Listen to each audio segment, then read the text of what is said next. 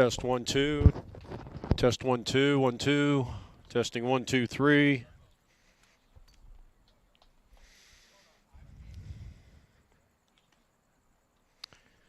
Oh, Jason Jarvis.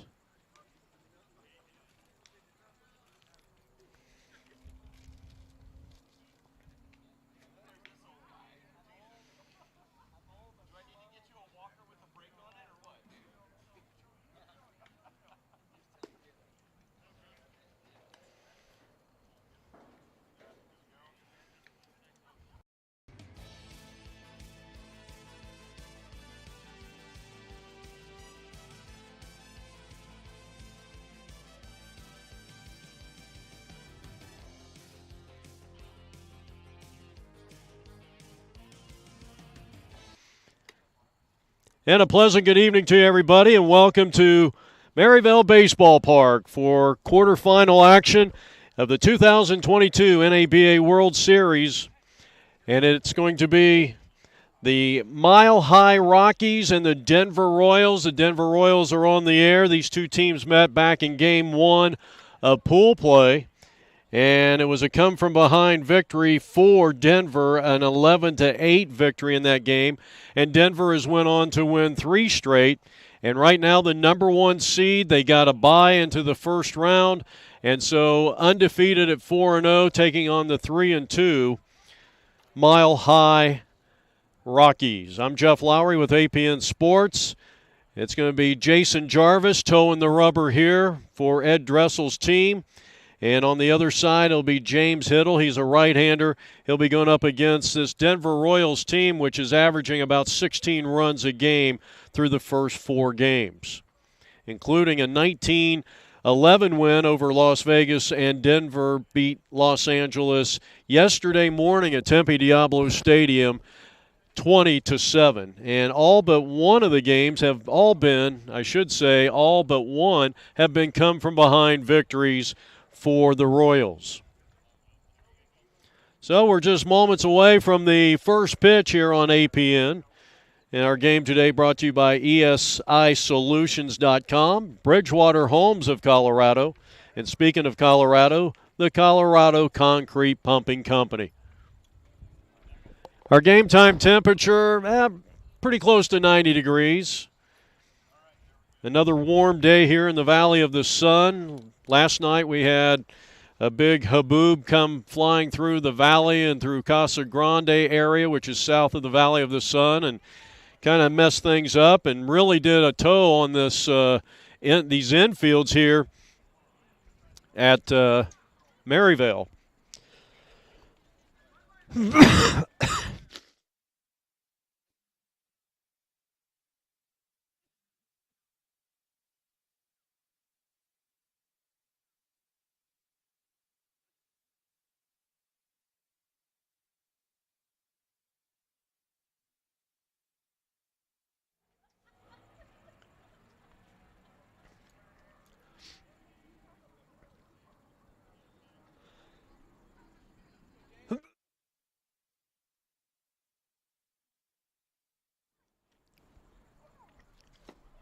First pitch of the contest is taken low for ball 1, and this game is underway.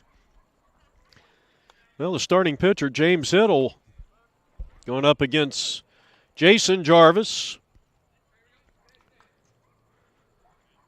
Quickly, 2 balls, no strikes. That caught the outside corner, 2-1. Jarvis, a longtime member of this Denver ball club.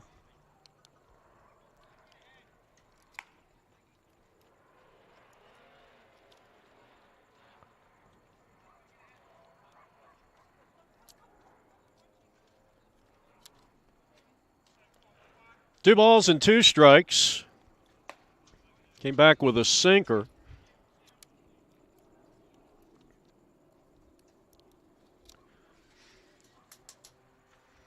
Three balls, 2 strikes on the leadoff hitter. And he lost him, ball 4. And there's a look at Jason Jarvis.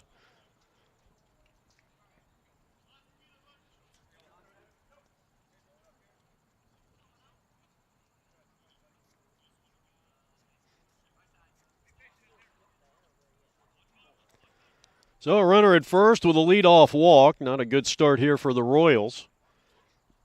Next up is going to be Kevin Bumstead, and he takes low for ball one.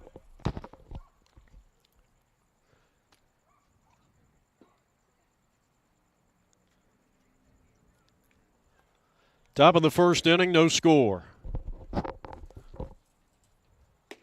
And it's 2 balls and no strikes.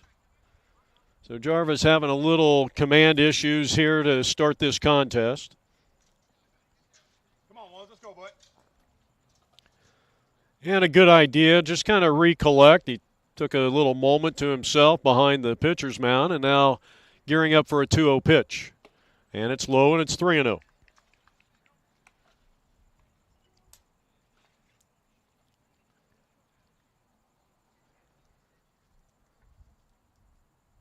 Denver Royals hoping to get maybe a ground double play here and get me over fastball. 3-1 the count on the hitter, Kevin Bumstead, with P.J. Sparks, the shortstop, on deck. Mile High comes in here with a record of 3-2. And that one slapped down to first base, and a sensational play by the first baseman, Mike Dole.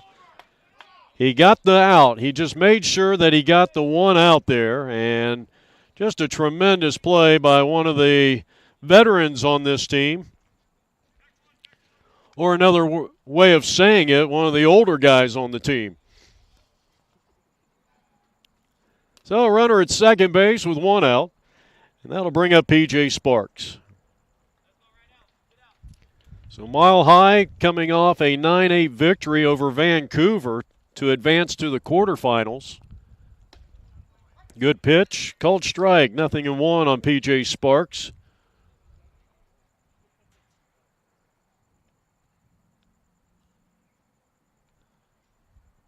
Runner at second base representing the first run of the ball game. That one rides inside, 1-1.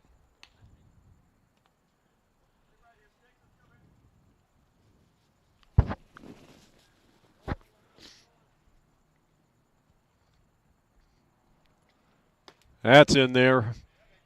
Good movement on the fastball. Ball coming back in on the right-handed hitter. It started out on the outer part of the plate and then came right down the middle, the 2-strike pitch. Got him with a slider down and away, and a good mix-up of pitches that time by Jarvis. He picks up his first strikeout of the game. So with 2 down here in the top of the first inning for Mile High, they're going to send up their cleanup hitter, Bumstead.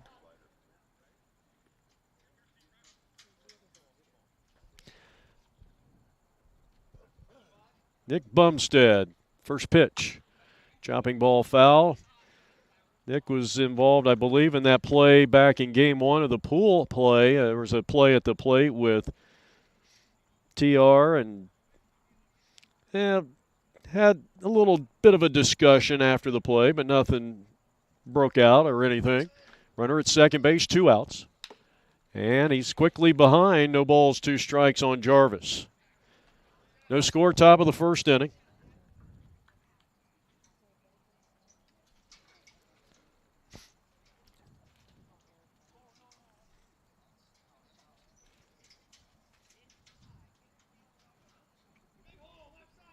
Right-handed hitting third baseman.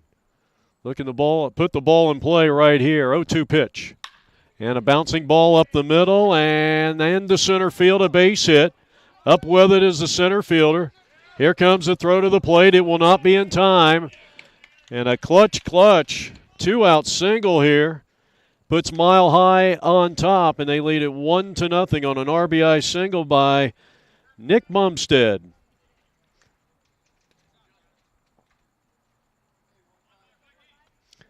So James Hiddle helping his own cause, the starting pitcher today for Mile High. Scores on the base hit by Nick Bumstead. And the next batter up takes a healthy cut at the first offering, and this is John Barrow. No balls, 1 strike.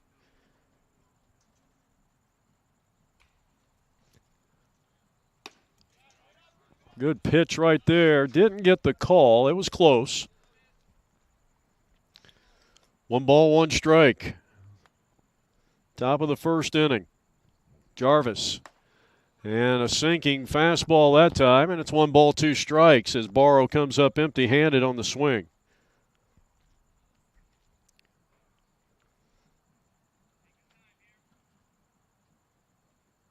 Needs a strike to get out of this inning. And this one is slapped to the shortstop, and nice job there by Brian Bruning, and that'll be an inning-ending play. That'll go 6-4 if you're scoring at home after a half an inning of play. Mile High won, and the Denver Royals coming up.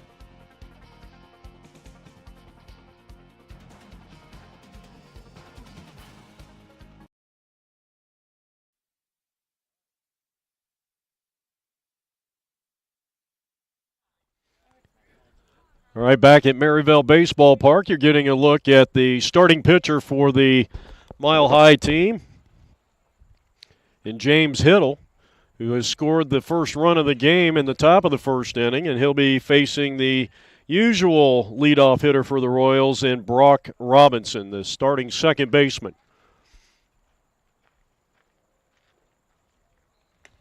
Missed outside with a ball.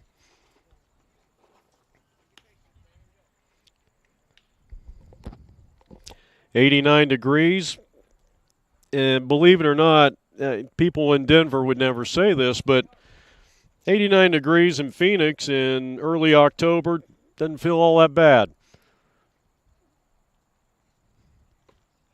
Came back with a nice breaking pitch. And gets the called strike, and it's 2 balls and 1 strike.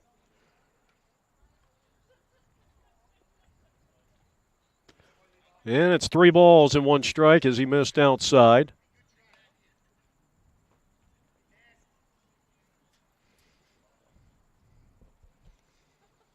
Let's see if Robinson can get on base and represent the tying run here for the Royals.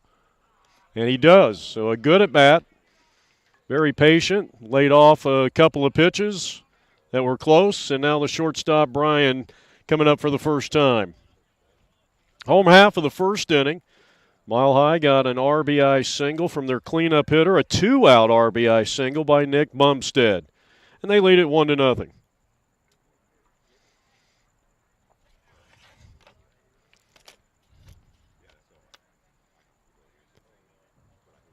He's squaring around the bunt, but I don't think he'll lay one down here. And just off the outside part of the plate, ball one. I can't imagine Ed Dressel playing small ball when his team's averaging around 16 runs a game. They have put up scores of 19 and 20. They scored 11 against this team in game one of pool play.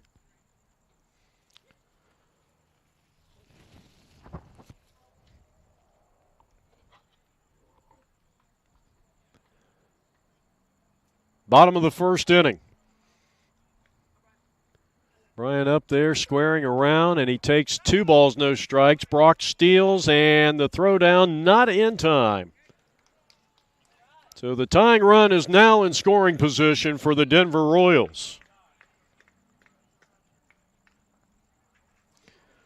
Robinson has played outstanding defense so far in this tournament at second base.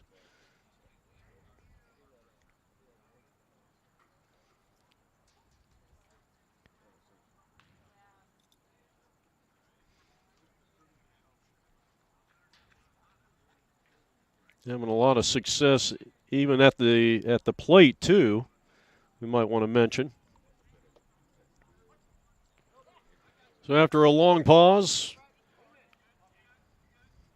Brian will be swinging away here for the Royals. And a called strike. Good fastball. Good location. The thing with James Hiddle, he's got a little bit of that turn as he delivers the pitch, and maybe a little more deceiving than your average pitcher. You can watch him right here. Checks the runner. He knows the speed of Robinson at second base and wants to keep him as close to that bag in the event that Brian comes through with a single to the outfield. Give his outfield a chance to have a play at the plate or hold him at third. Long pause and the pitch. Changeup caught the inside corner. Back-to-back quality pitches by James Hiddle. Tying run at second, nobody out. Bottom of the first. Royals batting, trailing 1-0. Hiddle taking his time out there, a long pause, and now ready to come to the plate. And a chopping ball right back to the mound. And a nice play by Hiddle. Cut that ball off. If that ball gets away from him, Brock probably makes it to third with ease. Now Matt Slattery. Of course, the Royals are the defending champions in this age group. They won it last year, and Matt Slattery was a big part of that team. Hard-hitting, right-handed hitter, getting the start behind the plate here today.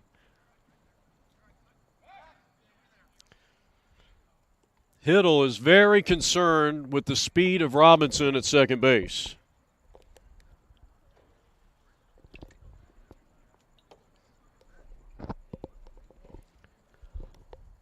Slattery, the third-place hitter in the order here for the Royals, as he has been throughout this tournament. It takes inside ball one. On deck, maybe the team MVP, Kyle Kraska, who was the winning pitcher in Game 4 of round-robin play. He went 5 innings in a 7-inning called game as the Royals defeated Desert Diamonds 12-5 to go 4-0 and look out. Well, a nice job behind the plate. Rob Verba, not Verbo, but Verba, kept Brock from advancing from second to third. 1 out. Royals looking to equalize, and a quick throw back to second, not in time. Almost borderlining a balk there.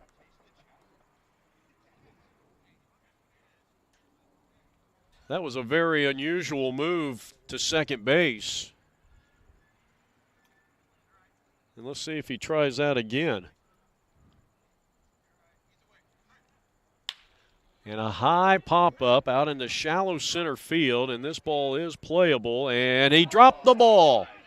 In fact, I don't even know if he even touched the ball, and the runner from second is going to go to third, and Slattery is in.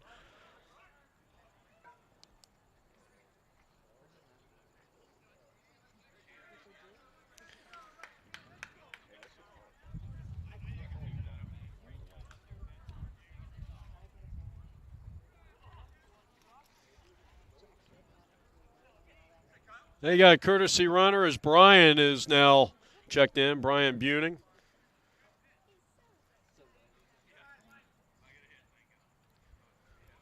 I'm not sure. Do you rule that a hit? Look, I don't think he touched it. So that is the first hit of the game. And a called strike as Kyle Kraska, who, boy, I'll tell you, he came out like gangbusters through the first 3 games. He has won 2 games on the mound, and maybe one of the top performances besides a 4-hit, 4 RBI game against Las Vegas. But he came into that game and threw 4 shutout innings in relief. And that was a game in which the Royals were down 10-4 at one point, and he left the game after 5 innings. Kraska came in, slammed the door, and they got their second win of the tournament. He's got a chance to get this thing equalized. There goes the runner, and the catcher wisely does not throw down there. So defensive indifference. Brian is at second base for the Royals.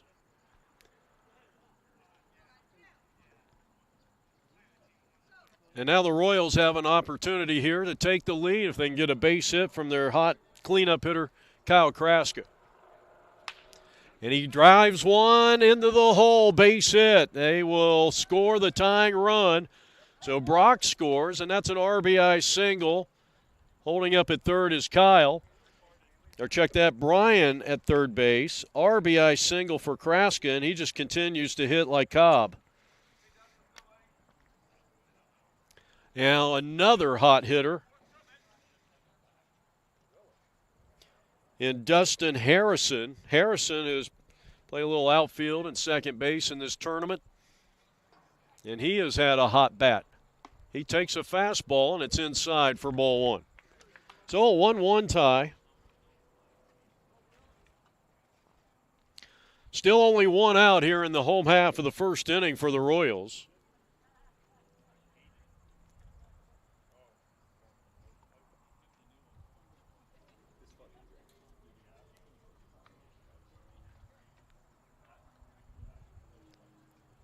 Runners are at first and third here in the bottom half of the first inning.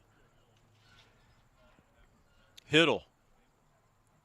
That's low. Runner goes. And again, a defensive indifference.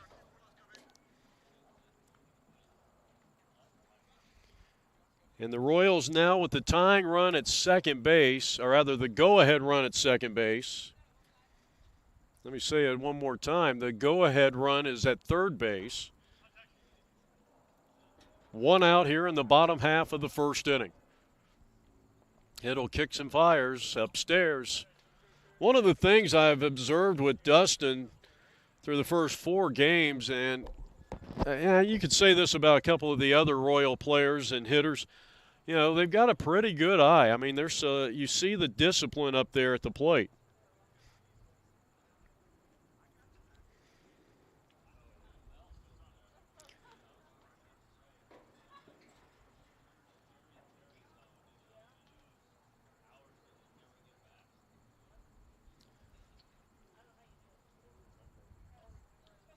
Hiddle holding that glove way up high. Big lead at second base and a chopper foul.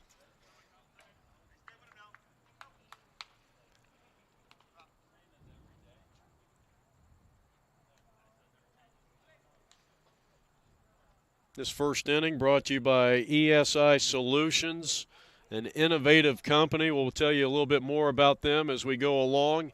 ESISolutions.com, the website. Interesting things this company is doing. And again, a big lead out at second. That one is high and tight, and it's ball 4. So Harrison draws the walk, and now the bases are loaded for another outstanding veteran player on this Denver Royals team, and Ben Bricoli. Well, this is a guy who could hit even with a piano on his back. I mean, he very quietly puts up big numbers year in and year out. Here's the first pitch, and inside, ball 1. So the bases are loaded here in the bottom of the first inning. On a calm night here in Phoenix, Arizona, in the Maryville district of Phoenix, Arizona. That's a strike. And that'll even the count at 1 ball and 1 strike. So far, James Hiddle, he has given up the 1-run lead that he was staked here in the bottom half of the second. He's given up 2 hits and 2 walks. And that got a piece of him. He took it, and that'll force in the run. So Ben Bricoli gets a painful RBI here to give the Royals an early 2-1 lead. Ewing scoring from third.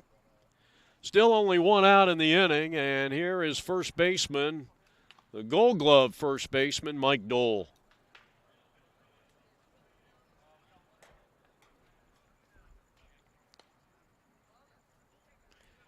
Base is still loaded. That is the third free pass issued by James Hiddle so far. And the first pitch is under the knees, a little sinking pitch. 1 ball, no strikes. So it's 2-1 in favor of the Royals.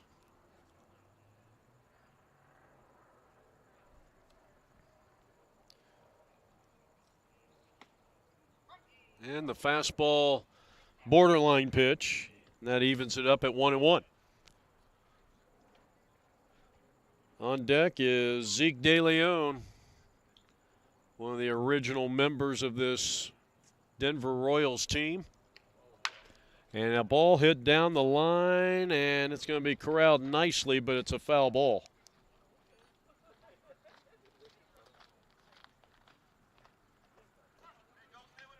One ball and 2 strikes on Mike.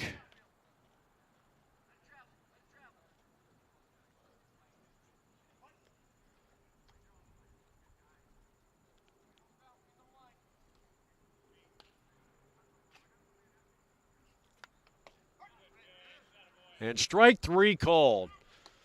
Kind of a delayed call there by the umpire. I wasn't sure if that was a little bit low, but Mike, I think, knew it all the way, and that is the first strikeout of the day for the mile-high right-hander. And there's 2 down. That was a caught, third-looking caught strike 3, and now you got Zeke DeLeon at the plate. Excuse me, ball 1. Our home plate umpire, Chad Corwin. Our base umpire is Ed Hassler today. And here comes the runner home. This is going to be a stolen base attempt, and they called him out. Boy, I'll tell you what, that was a bang-bang play.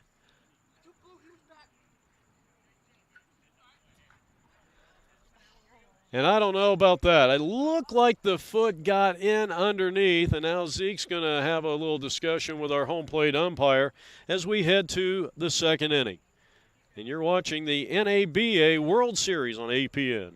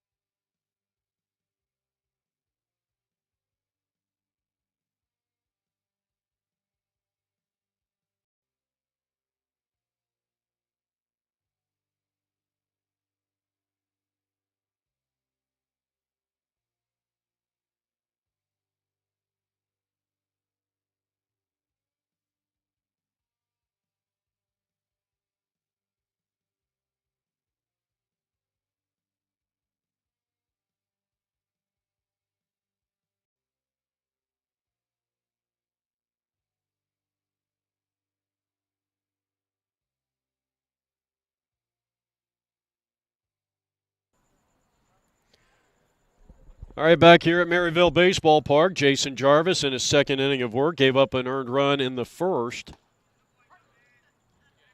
and delivers the first pitch over a called strike.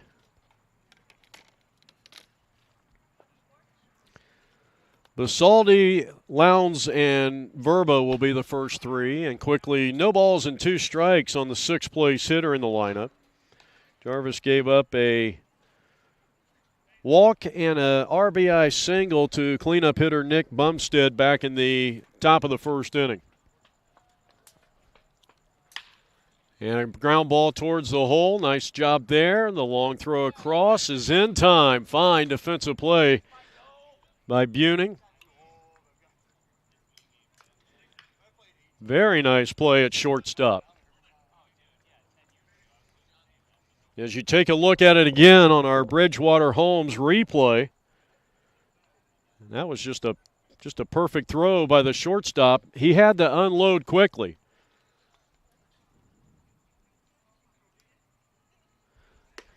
So out number 1 here in the top half of the second inning.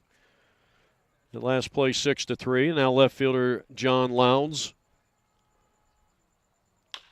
And a little chopper out in front of the mound, but a nice grab there by Jarvis. An easy throw on the first. And there is 2 down here in the inning. Just like that. So that one goes 1-3.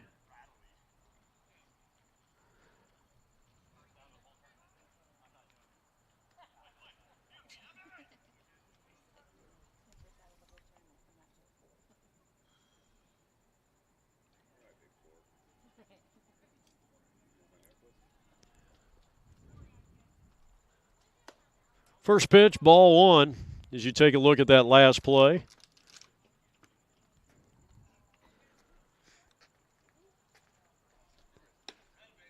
Two balls and no strikes on Rob Verba, the starting catcher here for the Rockies. Come in here with a record of 3 wins, 2 losses, fresh off a 9-8 victory over Vancouver. And that Vancouver team was, I believe, winless. If the standings at the NABA website was up to date when we looked at everything this morning, that was a team that really struggled. But the Rockies said they played a very good game, and it went down to the wire. That's ball 4. So a 2-out walk extends the inning for Mike Phillips, the fleet-footed center fielder.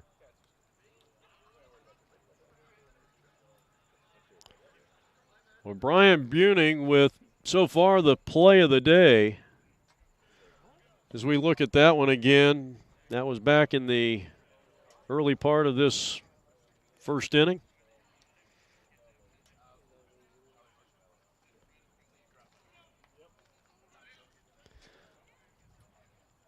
Well, we didn't quite have the replay that time. So Mike Phillips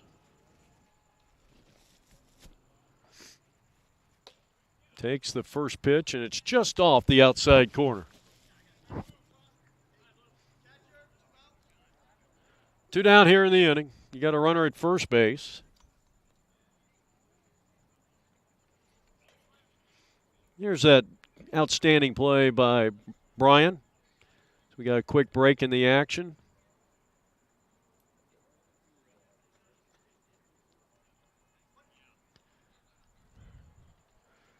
We come back to live action and a swing and a miss. Big healthy cut that time by Mike Phillips. He's the final hitter in the lineup. Both teams batting just 9.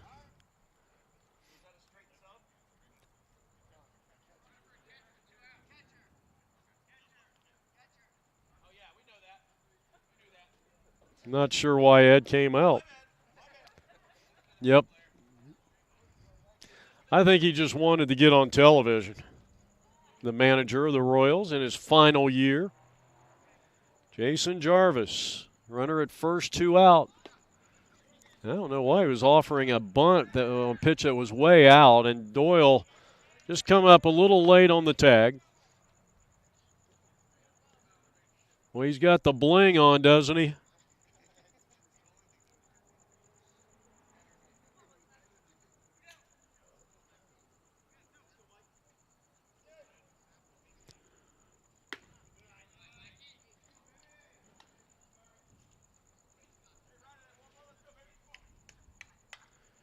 Two down. Tying run at first base. Jarvis needs a strike. Runner goes, and it's lined out into right field, and this one's dropping in for a hit. That ball fielded by Bryan out in right field, and they are on the corner. So for the second inning in a row, Mile High has a threat going. And we go back to the top of their order after the base hit by Mike Phillips, and here's starting pitcher James Hiddle. Hiddle walked and scored their only run in the top of the first inning. Got a courtesy runner in Nick Bumstead, who drove in their first run of the game back in the first. We're in the second inning here.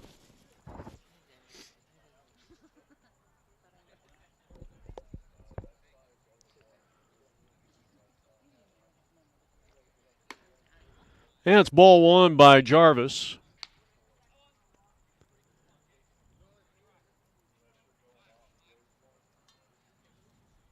Runners are at first and third, and more importantly, the tying run is 90 feet away at third, and that's a strike.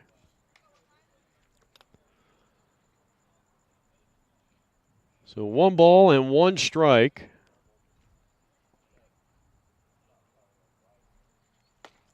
And a wave and a miss. 1-2 on James Hiddle, the starting pitcher for Mile High, batting here in the top of the second inning.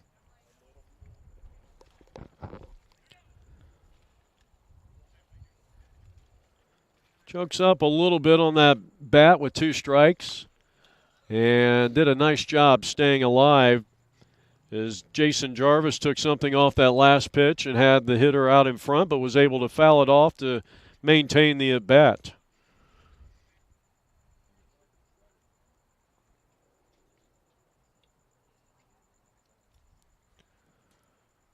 The pitch. A little bit low, 2 balls and 2 strikes.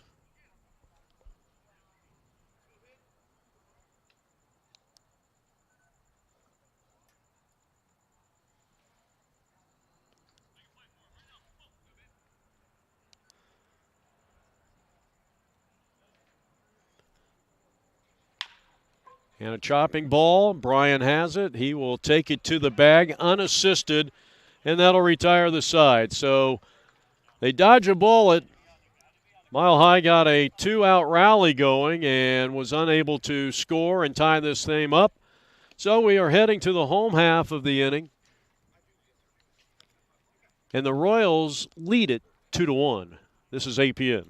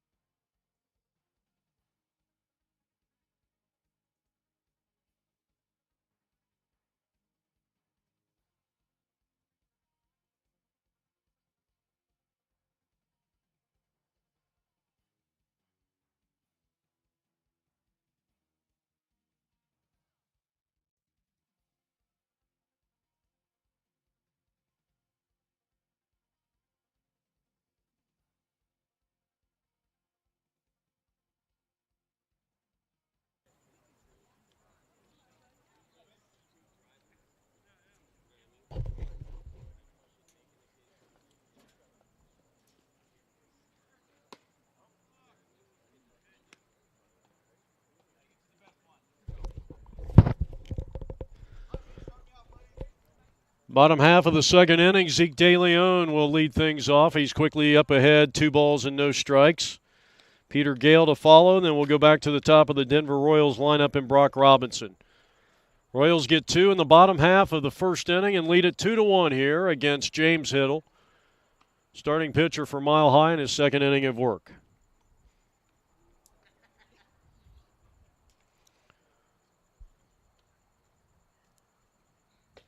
Zeke primarily a pull hitter, taking a strike, and it's 2 balls and 1 strike. An RBI hit by Kyle Kraska led the charge in that first.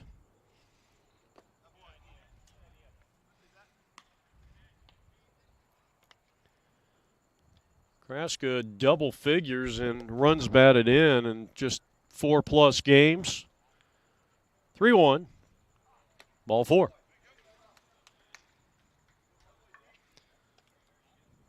So Zeke is aboard. There's Coop, the bat boy for the Royals. He's done a nice job this week for the Royals and taking care of the players. First time I've seen Pete bat in this tournament. I don't think he played the first 3 games, and he is up there with a chance to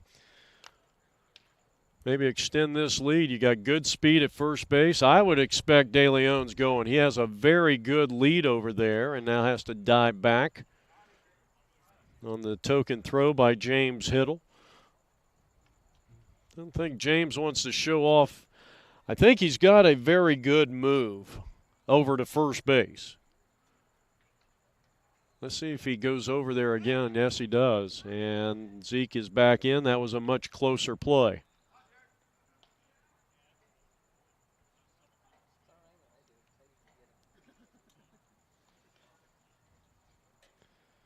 So Peter Gale batting for the first time. He is the final hitter in the lineup for Ed Dressel's Royals, and the pitch to him is a ball, and again the throw down to first base. And you can see that the Rockies are paying a lot of attention to Zeke DeLeon over there. He's got good wheels.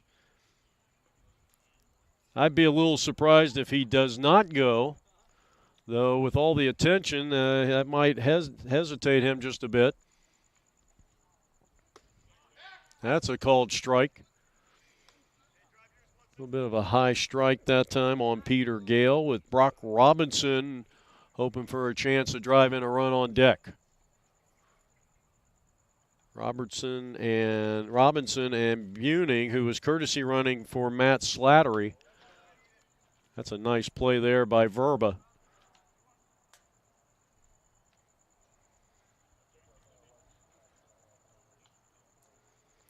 Runner at first, nobody out. We're in the bottom of the second inning.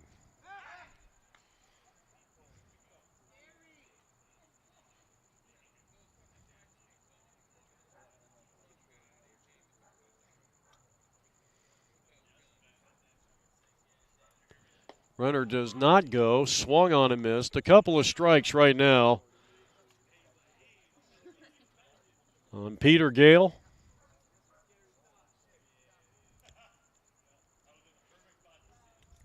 Right-handed hitter against the right-handed pitcher. DeLeon, shorter lead this time, so the throws over there maybe have cut that down a step or two. And Gale just called timeout, but I don't know if the home plate umpire actually awarded timeout, but then Hiddle stepped off the mound. 2-strike pitch. Hammered foul and out of play down the left field line. So here in the bottom of the second inning, Royals get a leadoff walk by Zeke DeLeon. He is at first base.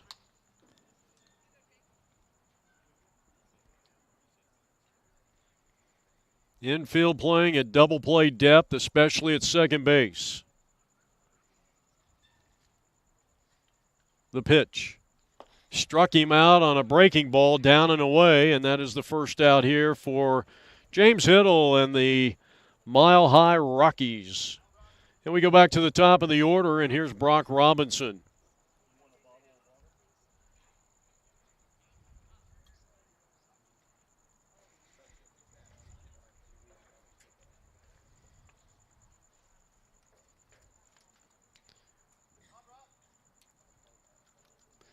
So one down here in the inning. That's a strike. Good pitch on the outside corner. No balls and one strike. Rob Verba behind the plate. That was punch out number 2 for James Hiddle.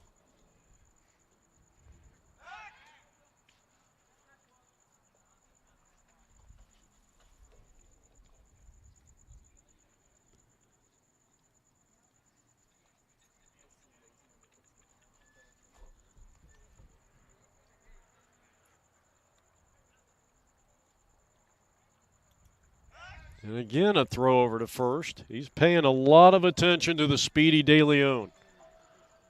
And for these teams, I mean, this is the 6th game in 3 days for the Rockies, and they are definitely the underdog here. I mean, you got the Royals, who did not have to play in that first round. That was a much closer play. And you would think, well, the Royals should be a little bit more rested. They got a first-round bye. Well, I'll tell you, you'd think that it was Ricky Henderson over there at first base. The all-time stolen base king. And wouldn't it be funny as De Leon started to get that lead out there just a little bit.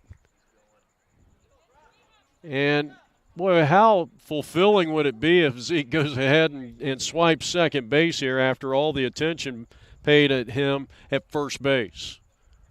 He's got a good lead, and they throw over there again.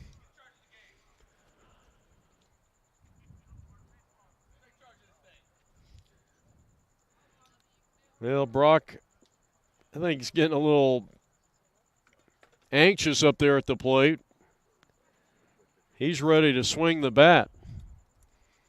James Hiddle, big, tall right-hander. Delivers, and there goes the runner, and it's hammered out into left center field, and that might be a gapper, and it is. Here comes De Leon around third, and here comes Brock to third. De Leon will score to make it 3-1, and he goes in with a stand-up 3-base hit. Well, I don't want to criticize Hiddle for spending that much time on De Leon, but I have kind of the mind, if you spend too much time with the runner at first base, I think it does take some attention away from the guy at the plate. And Brock Robinson made him pay with an RBI 3-base hit to the gap in left center field, scoring De Leon, and the Royals lead it 3-1.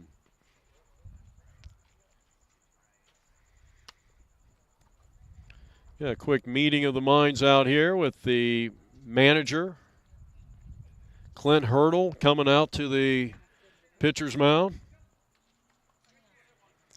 And now the talented shortstop and second place hitter, and an RBI opportunity with a runner at third and just one man out, and Brian Buning. So it's 3-1 in favor of the Royals.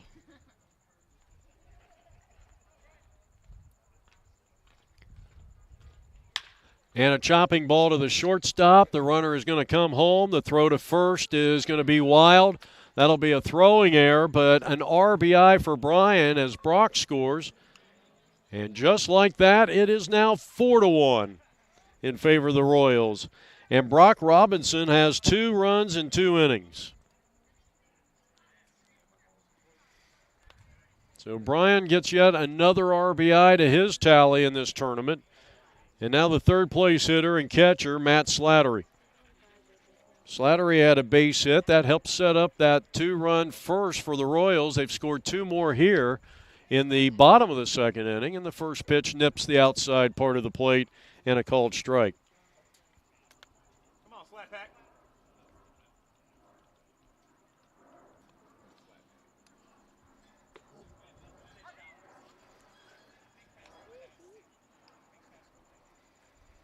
Let's see if Matt can start a rally here for the Royals.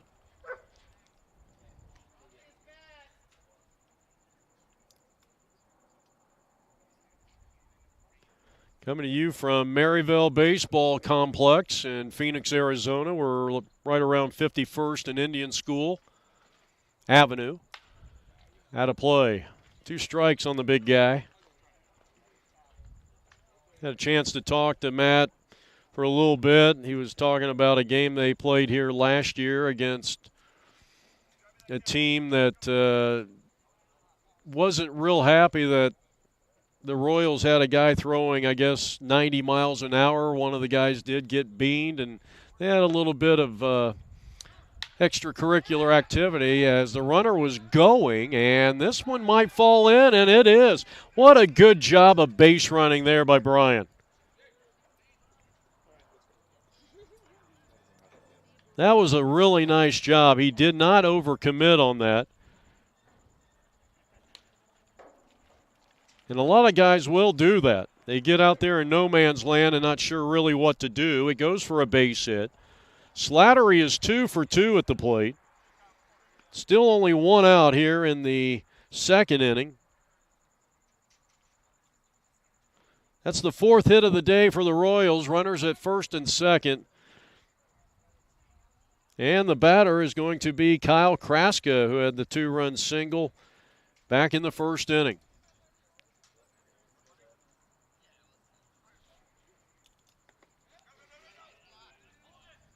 Good play there by your catcher, Verba. You talk about Hiddle for a moment, and I mean, he's got somewhat of an unorthodox delivery, and the guy that would come to mind, and maybe I'm telling my age, Louis Tiant, who was a great pitcher back in the 60s and 70s and had really a nice long career where he would literally turn his back to home plate on the delivery.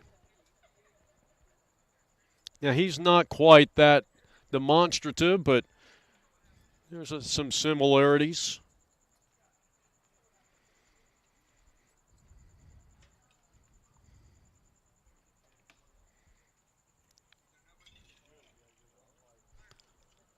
Here's a bunt, and it's foul. 4-1 is our score.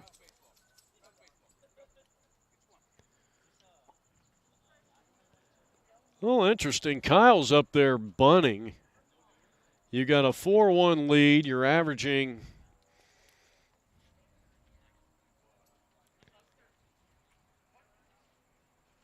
.5 runs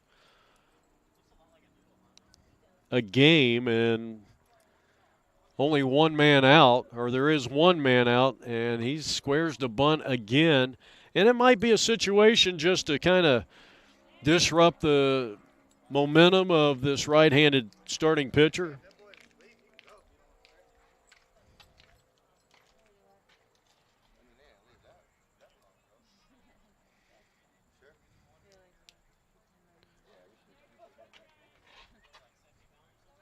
I'll tell you, you could cook a pizza in the amount of time it takes this guy to deliver each pitch. That's a ball that gets away, and that's going to be a pass ball, and both runners are going to move up 2nd to 3rd.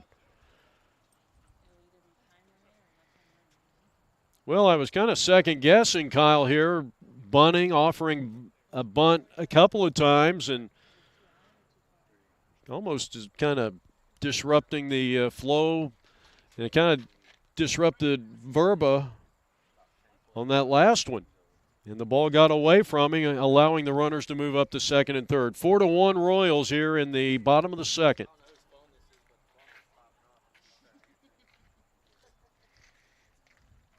The windup and the pitch. 2 strikes. Look out. So the count runs full.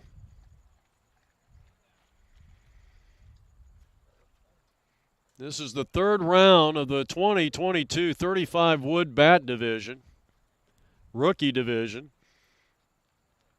The winner of this game will advance to the semifinals as the changeup is fouled straight back. So Kraska hanging tough in there. Showed bunt the first couple of strikes. Now he's got them at 2nd and 3rd. The loser of this game goes home. Or they can stay here in the Phoenix area and play some golf. Popped him up. This is playable. First baseman is calling for it, and he is going to make the play, and that's a big second out.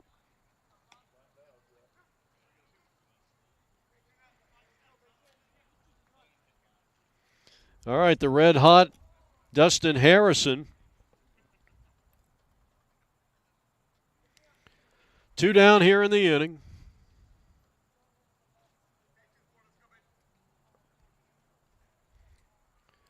Harrison drew a walk back in the 2-run first inning. We're in the bottom of the second. The first pitch is ball 1.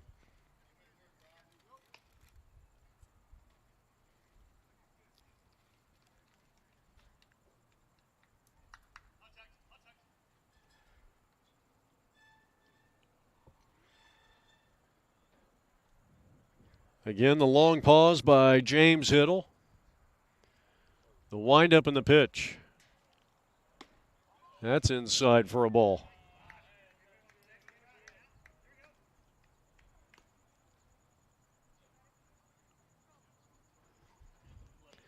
Two down here in the bottom half of the second inning.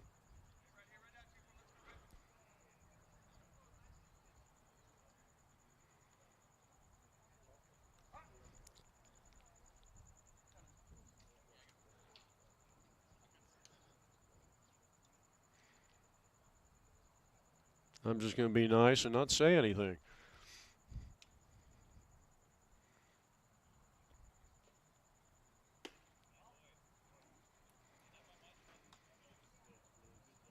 It looks like his pitches are starting to kind of tail in on the right-handed hitters. He's thrown a lot of pitches through the first 2 innings.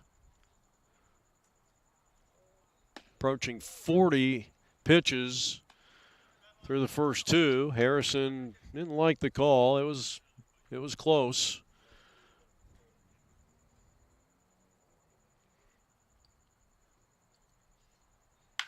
And a ball hit, inside out swing, base hit right field. 1 is in to make it 5-1. 2 runs are going to score. It's 6-1, and Harrison with another multi-RBI at bat in this tournament. He just continues to rake.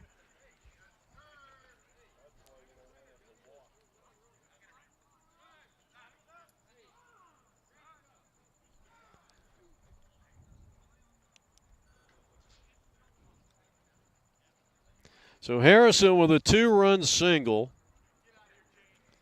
Buning and Slattery scoring, or I should say Slattery's courtesy runner. And this is going to be all for Hiddle. And a good-looking pitcher out there. I'm not saying he's a good-looking guy. I'm just saying, he's got the unusual delivery and made a lot of quality pitches. But, again, you talk about paying a lot of attention to the runner at first base, and he must have thrown over there close to 10 times in that at-bat when Zeke De Leon was over there. And I just think it, and, I know there's probably a lot of major league coaches that would disagree with me. I think you got to make some effort when you got a speedster down there, but I don't know.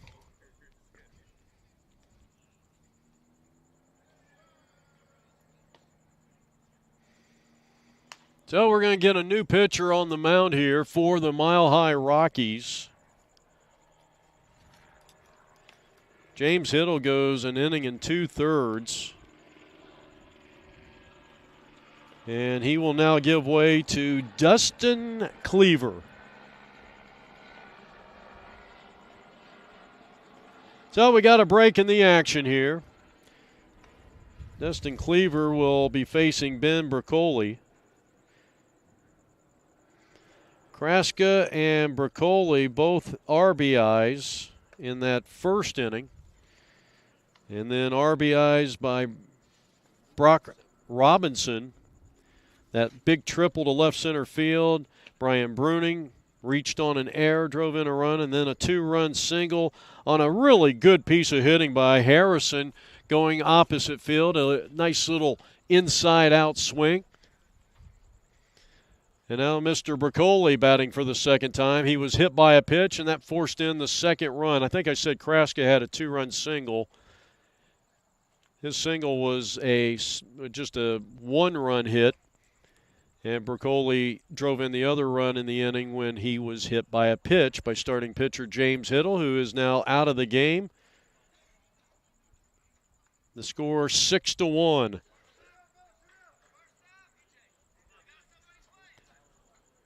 Six to 1 Royals. Now we got a defensive replacement here. There is the two managers, Clint Hurdle for the Rockies and Ed Dressel.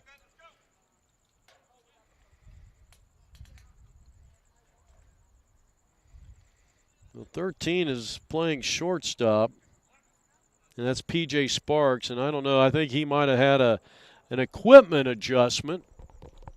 That'd be the G-rated version. And a called strike on Ben Broccoli.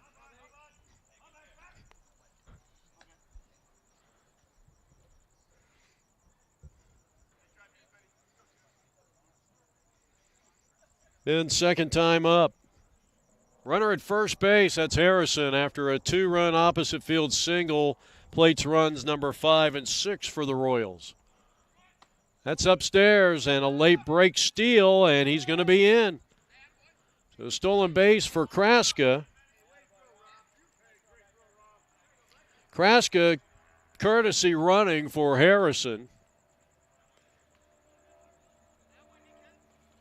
And now Benjamin up there against new pitcher Dustin Cleaver.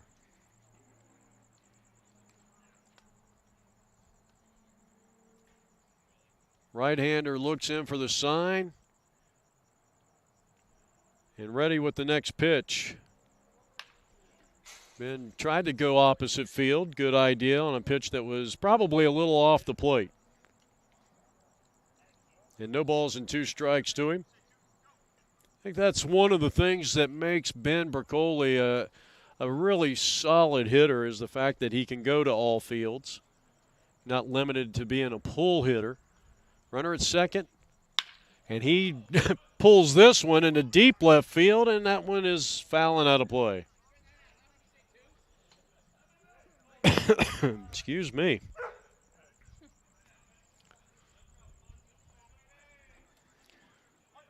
Got a little pup over here making some noise, rooting on the Royals. 2-strike pitch, and he dumps one back a second. It's going to fall in for a base hit, and the 7th run of the game, the 5th run of the inning, is going to score. Kyle coming in from second base, and it's 7-1 Royals. That was just a good piece of hitting. That one dropping in.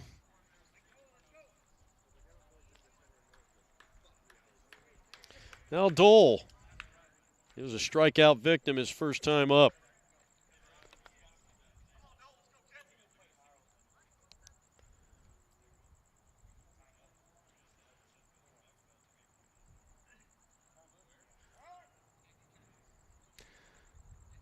So Dustin Cleaver has come in relief of James Hiddle.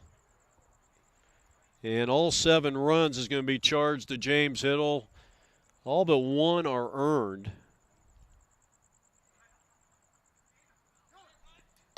And a runner goes, and this is going to be another stolen base for the Royals. Ben Broccoli swiping second base.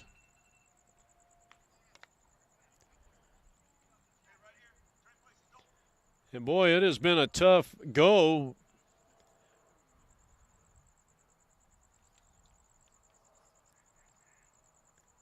For it's Kelber. Here's a ball hit down to third, and he'll go to first. Low throw, threw it away.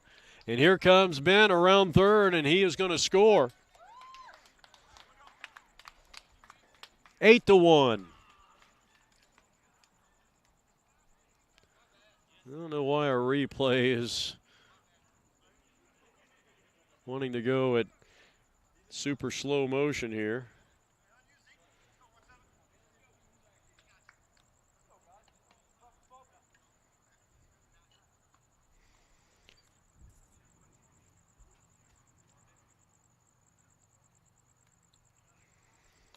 So another unearned run in the inning.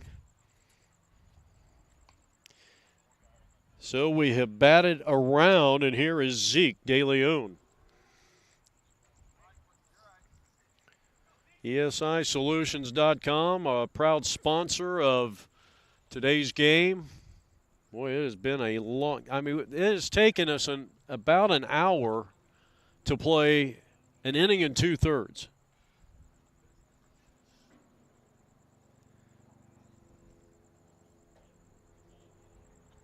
Zeke walked and scored on the triple by Brock Robinson earlier in the inning. Hit a good cut. Zeke, a very good pitcher. He was the winning pitcher in relief. He had 2 or 3 innings of I don't know if he threw shutout. We didn't get the numbers, but he was the winning pitcher and drove in the game-winning run in Game 1. That 11-8 victory over the same Mile High team. And this one's shot down to third. He knocks it down. He won't have a play, and Zeke is aboard. That was a tough play, but that's going to go for an error. So back-to-back errors on the Mile High third baseman. And now runners are at first and third. Dole is at third, and the speedy De Leon is at first base.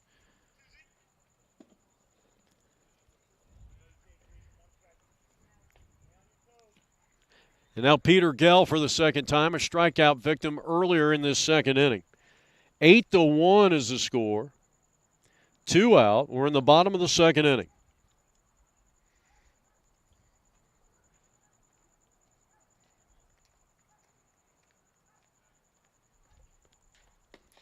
That's outside a ball. Go ahead. Yeah. No, go ahead.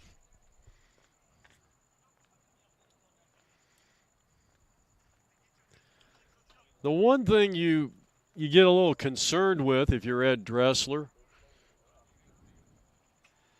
the manager of the Royals, as this one is hit hard up the middle, and that's going to find center field.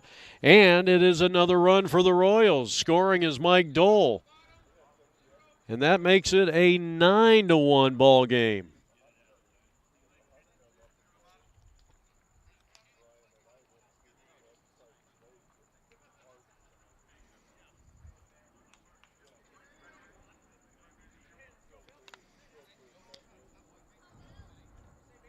De Leon is at second base. At first base with a clean single to center is Peter Gell.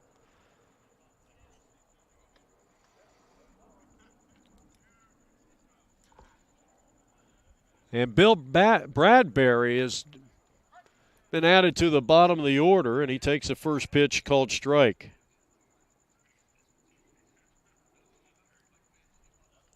Bradbury just joined the team today, and he got jammed on that one and pops it up to the first baseman. And mercifully, this inning has concluded. But they get 7 big runs, and that has been the MO of this team as Ed Dressel, the manager, heads back to the first base dugout. And his team now up 9-1 in this quarterfinal game of the 2022 NABA World Series.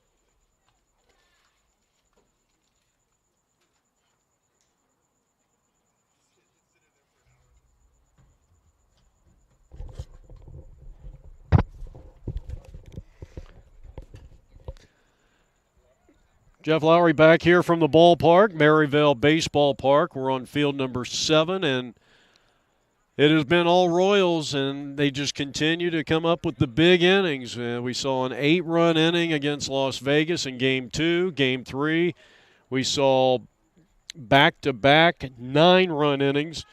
And here in the second, they put 7 up on the board after scoring twice in the first. And we go to the top half of inning number 3, and the Royals lead at 9-1. A special thanks to Brian Underhill, the brain trust of this club. First pitch is inside, ball 1. Kevin Bumstead will start things off. He's 0 for 1. 1 ball and no strikes to him. That one off the plate. 2 balls, no strikes. It'll be the 2, 3, and 4 hitters coming up here for the Rockies in the top of the third. And he's 3-0. I was getting ready to say the bad thing about having a long inning like that on offense, and that's a 4-pitch walk, and Bumstead will head down to first base, is that your pitcher, and it's really important, I think, because, you know, you're managing this tournament. You have 4 round robin games. This is the first of what will need to be 3 straight wins. It's winner take all every game, and there's no, you know, loser bracket. So, you know, Jarvis really needs to eat up a lot of innings here. You don't want to get into your bullpen, because now tomorrow, as this one is grounded to Bryan at shortstop, he's got it. He throws to second and out at second, and they're going to say that the second baseman, Brock Robinson, dropped the ball on the exchange. So we check it again.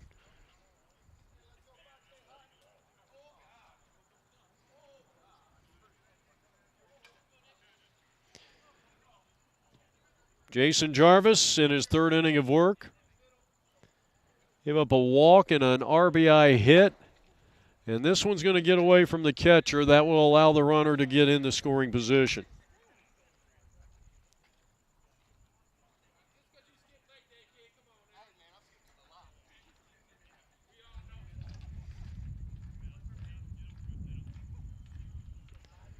So fielder's choice 6-4 counts for the first out. That's a swing and a foul, 1-1.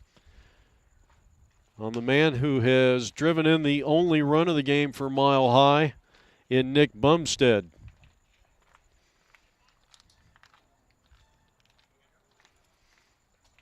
So Jarvis in his 3rd inning of work, the right-hander on the mound. And a chopper down the third. He was playing deep, but comes in, makes a nice play, and Dole just concedes, and that'll be an infield hit.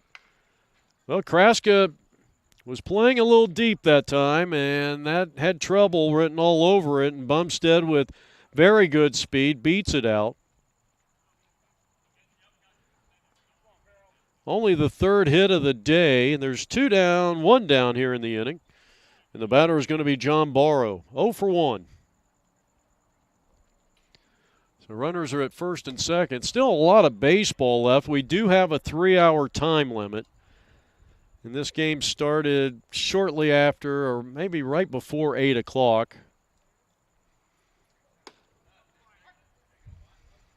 It was close. It was either a couple minutes before or a couple minutes after 8 o'clock. It was a scheduled 7:30 start time, but the Rockies had to come all the way over here as this one's hammered. In the right center field, that's a base hit. That ball's going to roll all the way to the wall. And 1 run is going to score for the Rockies. And they're going to bring in another run, and they score 2. That was a clean hit, and it goes for a long double, a 2-run double by Barrow. And now they've cut into a 9-1 lead, making it 9-3.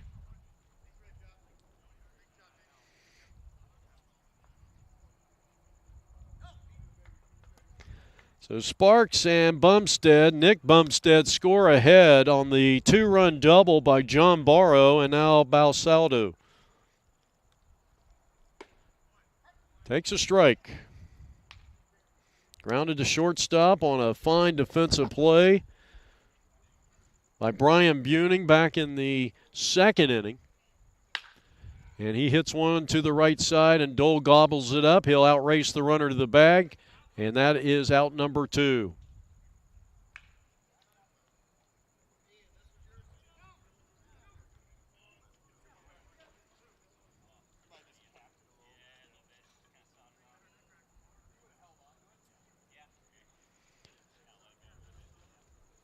So you got a runner at third base.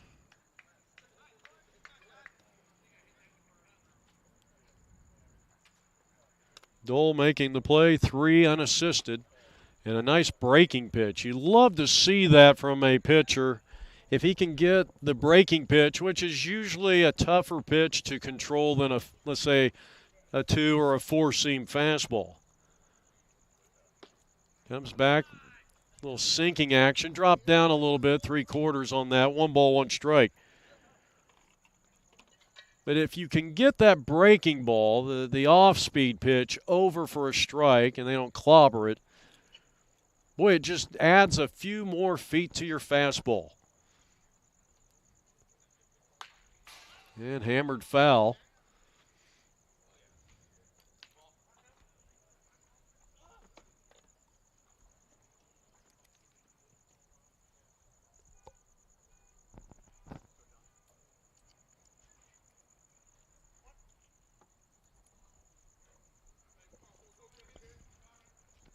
One, 2. Came back with maybe a slider that time. 2 balls and 2 strikes, top of the third. We're about an hour and 10 minutes into this contest. That's outside 3-2. I almost feel like when I'm calling the MSBL or Naba games in this level of play, and you've got these 3-hour time limits, it's almost like when you call a football game, you got to give the time. How much time is left in the quarter? And I feel like, sometimes, and it can be a strategic thing for teams if it's a close game, but it's kind of important to know how far we are into a contest as Jarvis gets set to go and looking to deliver a punch out here on Lowndes. The pitch. He lost him. So now they're on the corners. Runners are at first and third. And Rob Verba, who walked back in the second inning, will come up for his second plate appearance. Top of the third inning. Jeff Lowry coming to you from the winter home of the Milwaukee Brewers. And a chopping ball towards shortstop. Brian's going to have it. The quick throw to second, and he gets his man. Brian's played a key role in this game, and at the end of 2.5 innings of play, the Royals still lead it 9-3.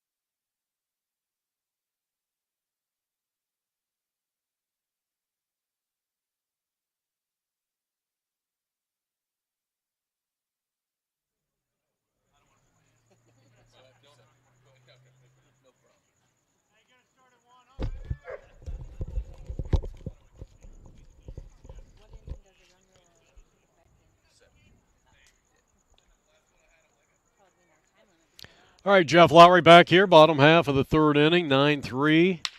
And the Royals come out swinging the bat again. And, whoa, what a play by the shortstop. And the throw to first will not be in time. And I'll tell you, Brock Robinson, just too much speed there. And he has his second hit of the contest, and that's an infield hit to start the home half of the third inning. So he's 2 for 2 with 2 runs scored and an RBI. Buning batting for the third time. He is grounded out, reached on an error, but drove in a run and scored a run in that big 9-run second inning. And I hope we're not going to start throwing the ball over there 15 million times. 9-3.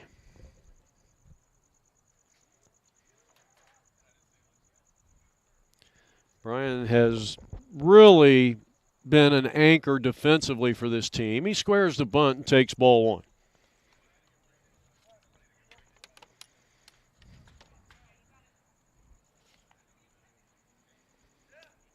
Two runs in the first, 7 in the second. We're in the bottom half of the third inning. Brock Robinson, I mean, he is definitely a threat to steal. Second inning of work for Kelver.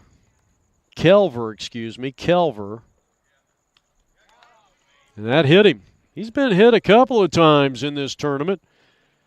So Brian heads down to first base, and the Royals are back at it their high-scoring ways. Let's see what happens here in the inning.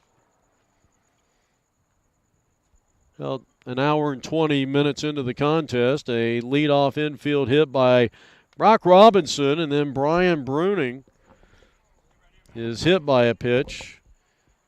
And Slattery is 2 for 2. His courtesy runner has scored both times. Hammered up the middle in the right center field. They had him play to pull, and he drills that one all the way to the gap in right center field.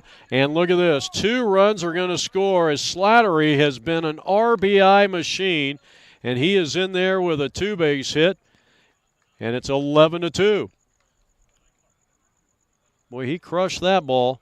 Let's check it on our Bridgewater Homes replay here.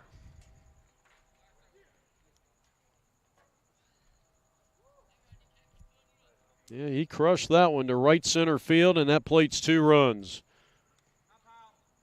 Now Kyle Kraska, who's 2-0 on this team through the first 4 games. He won game number 2 with a 4-inning shutout relief.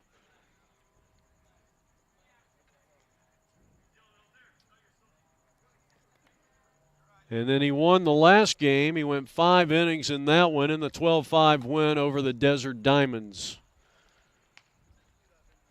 A game that only went 7 innings. In fact, 2 of the 4 pool play games, of course this is the first playoff game for the Royals, ended in a 7-inning game. High pop-up. He got under that one, and the first baseman races in, and he will take care of business. And that is the first out here in the third. So a runner at second, 1 out, and Dustin Harrison for the third time.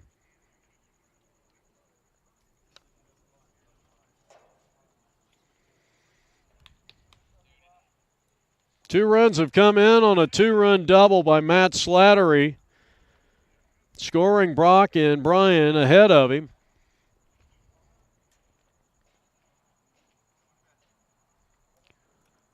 First pitch, change up, ball 1. Dustin working on a perfect day at the plate.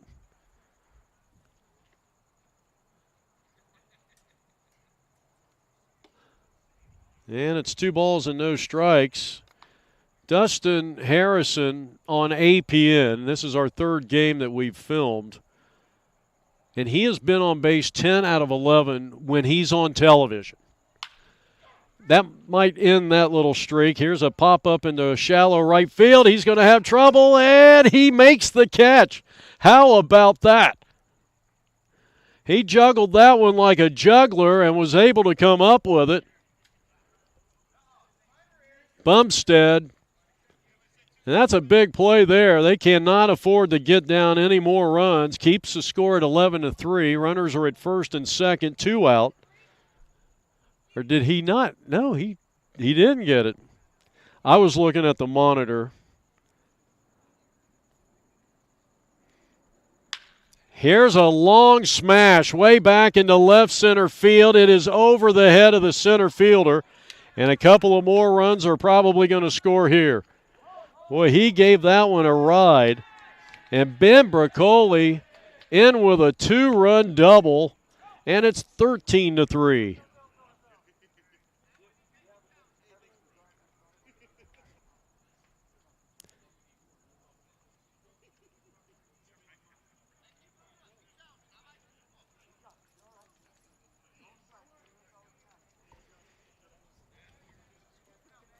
That's going to bring up Mike Dole. That is the 4th RBI, the 3rd and 4th RBI of the day for Ben Bracoli.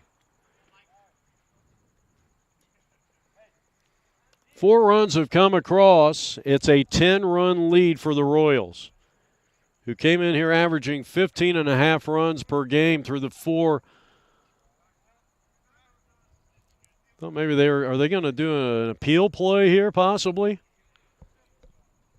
Not sure what the delay is. Runner at second is Bracoli. And here is Dole at the plate, looking for his first hit, and he just got hit by the pitch.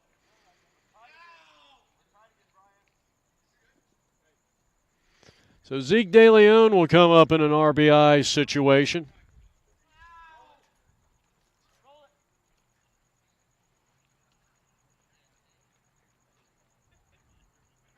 The Royals have more runs than they do hits. 13 runs, 11 hits.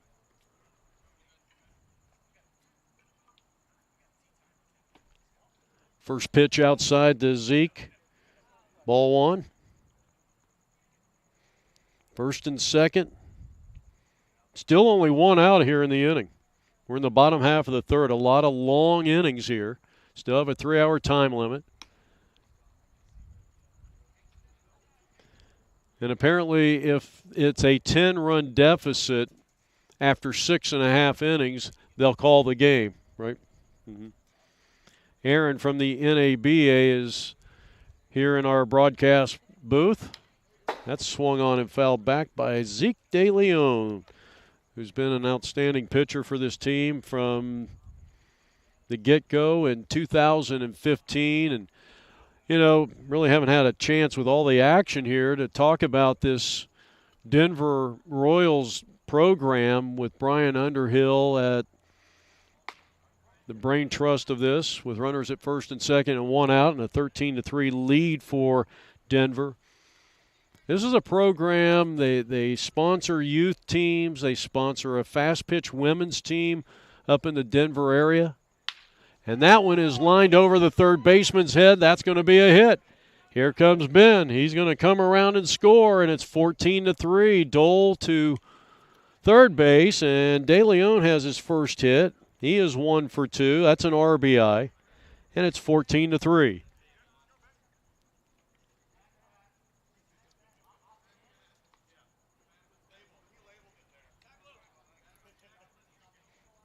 That's a fine piece of hitting. I mean, he just really allowed the ball to do all the work there.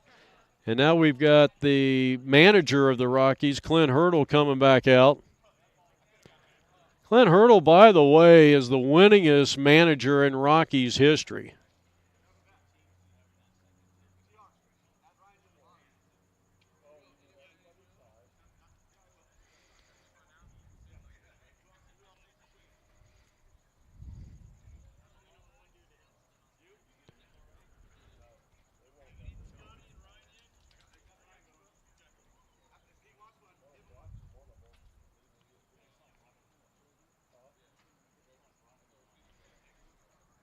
Runners are at first and third. Peter Gell batting for the 3rd time. He had an RBI single in that 9-run or 7-run second inning, I should say.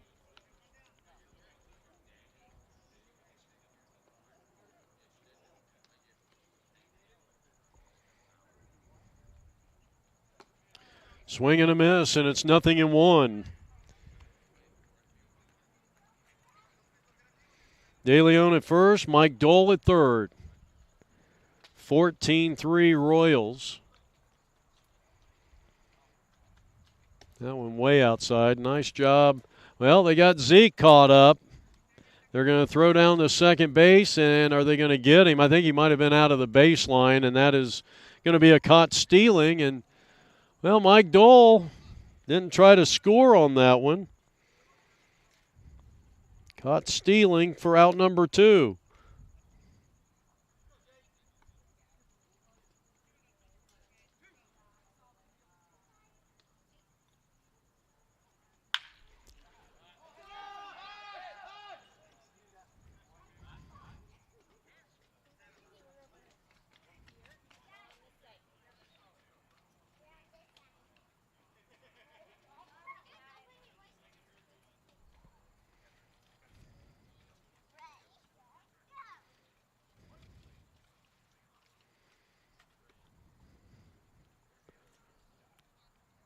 Pitch. That is going to be, well, it is playable. And right up against the railing. Today's starting pitcher makes a fine defensive play. So that'll retire the side, and we'll take you out with the replay. Heading to the 4th. It's all Denver, 14-3.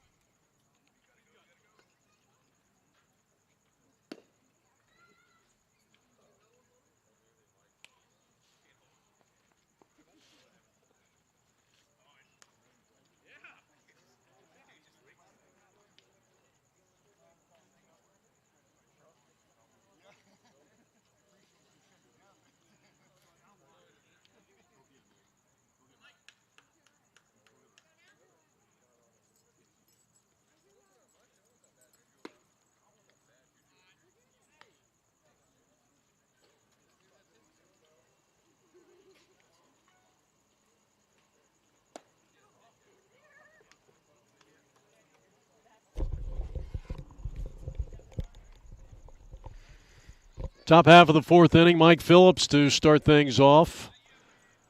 Scrappy left-handed hitter.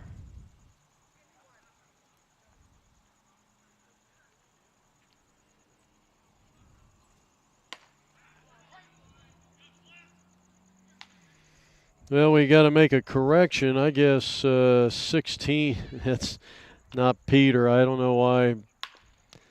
Ed told us that he was batting in that position. That was Jarrett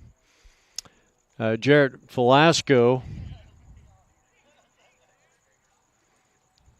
in that 9th position for the Royals. So my apologies. But Ed told me, Peter was batting in that position.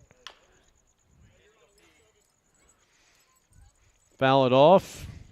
We're in the top of the 4th inning, 14-3 Denver. If they win, they will advance to this 35 and over Rookie Wood Division not state, but the semifinals.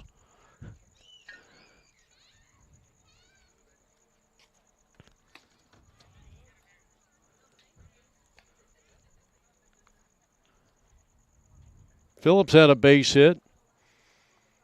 1 of 5 hits in the game, 3 runs, 5 hits, and this one right at the pitcher. And Jason will make the two-handed grab for out number 1. I'll tell you, forget the fact that Mike Phillips is the bottom hitter in the lineup. And he's a tough out. I'm surprised he's not hitting a little bit higher in that order. So we go back to the top of the Rockies batting order, and James Hiddle, the starting pitcher. And James is not coming to the plate. In fact, it looks like they are adding to the bottom of the order in Cale Russell. So first time up for Cale Russell as he bats here in the top of the 4th inning. And I think if you ask Ed Dressel in relationship to Jason Jarvis and how long he wants to go with him, and, you know, again, you're looking at a 10-run lead here. Actually, an 11-run lead. If that holds up and you go only 7, you like to get that 7 innings out of him, as that's swung on and missed. And that's a strikeout for out number 2.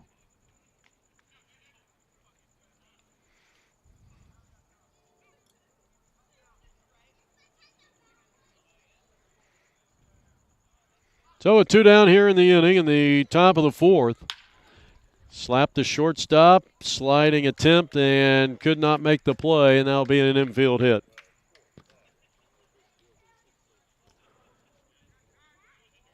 So Hiddle's been on base a couple of times, the starting pitcher. That is the 6th hit of the night for Mile High. And I think he has come up a little lame. He threw a lot of pitches through the first inning and 2/3. And he'll get a courtesy runner as he will be replaced here. Let's see who that will be. It won't be the catcher. It's going to be Russell, who just struck out.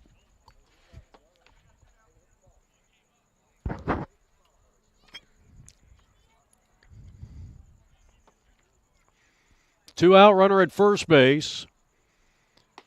And a letter-high fastball called strike on Kevin Bumstead. 14-3, Royals lead it here over the Rockies in the battle for the Mile High City. And a line drive base hit. Yeah, these Bumstead players can play. He lines a single into right field, his 7th hit of the day for the Rockies, and just a good inside-out swing once again.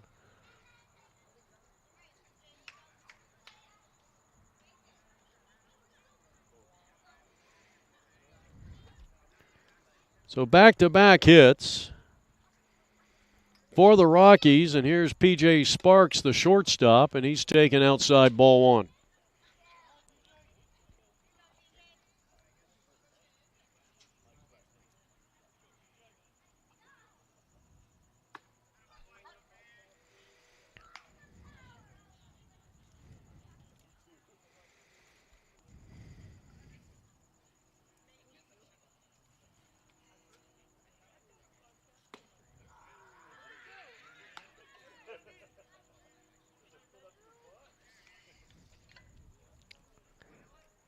Sparks is 0 for 2, reached on a fielder's choice and scored in the 3rd.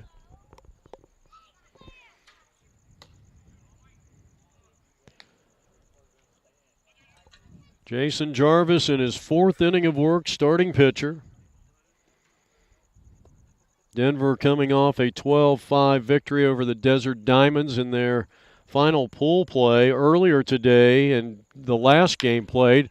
As this one is bounced down to 3rd and into left field a hit, the runner will hold up.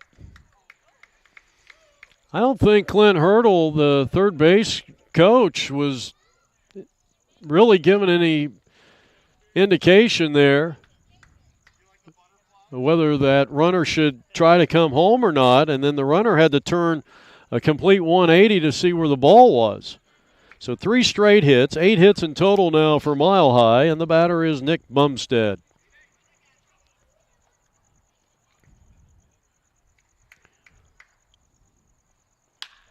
High fly ball out in the right field. This is going to be playable, and the catch is made by Ryan to retire the side. So we're heading to the home half of the 4th inning. The Royals are en route to their 5th consecutive victory to start off the tournament undefeated. They lead at 14-3 as we head now to the bottom half of the 4th inning. And you're watching Denver Royals baseball on APN Sports.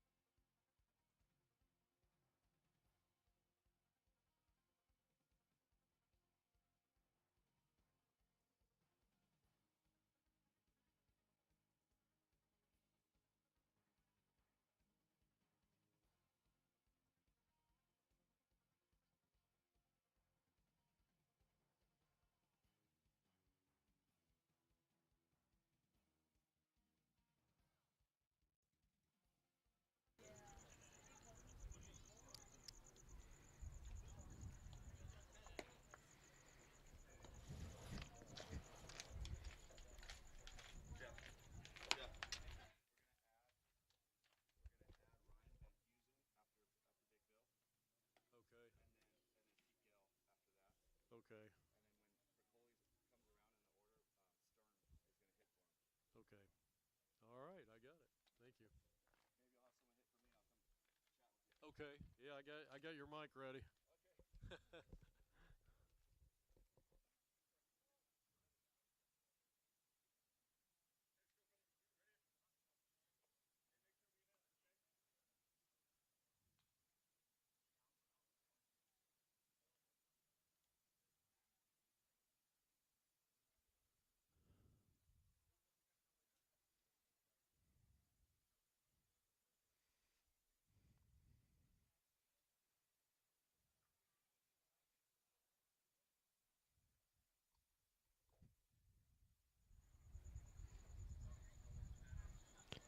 Bottom half of the 4th inning coming up here. National Adult Baseball Association's 2022 World Series. We're in the 2nd round of playoffs. The Royals in command 14-3. And here is a high pop-up on the infield, and the second baseman will take care of business. And there's one down as Bumstead makes the play. So Big Bill is retired in his 2nd at-bat of the game.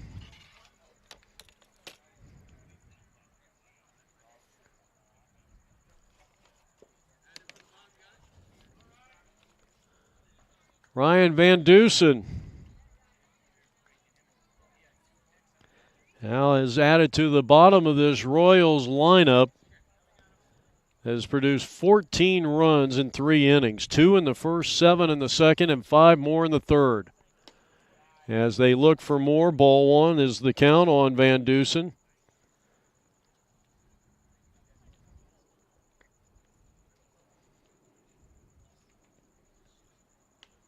Change up in there called strike. That evens the count. Van Dusen has played some outfield. Made a really nice catch yesterday morning at Tempe DIABLO on a long, deep drive to left field, and he was able to corral it. Made a really nice catch on a ball that looked like it was well over his head, but he was able to track it down. A nice back shoulder catch, to use a football terminology. 2-1. That'll even the count at 2 balls and 2 strikes on Van Dusen. He has been added to the bottom of the order and officially batting 11th. And he ropes one out into the left field for a clean single.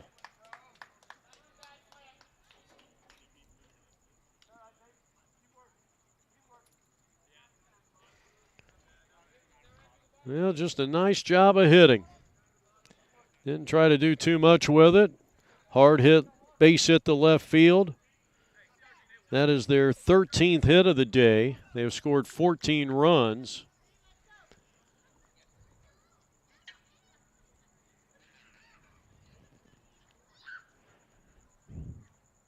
And now this is Peter Gell.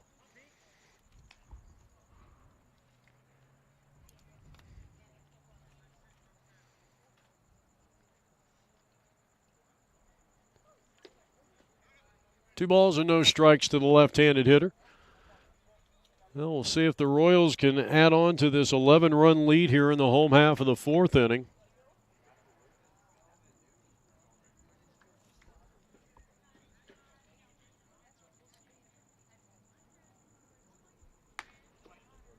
Three and nothing the count on the left-handed hitter, added to the number 12 spot in the lineup.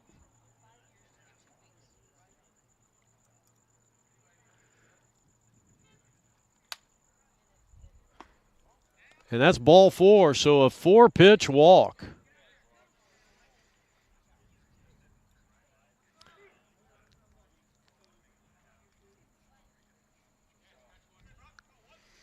Well, Dustin Kelver has not fooled anyone since he's come out there.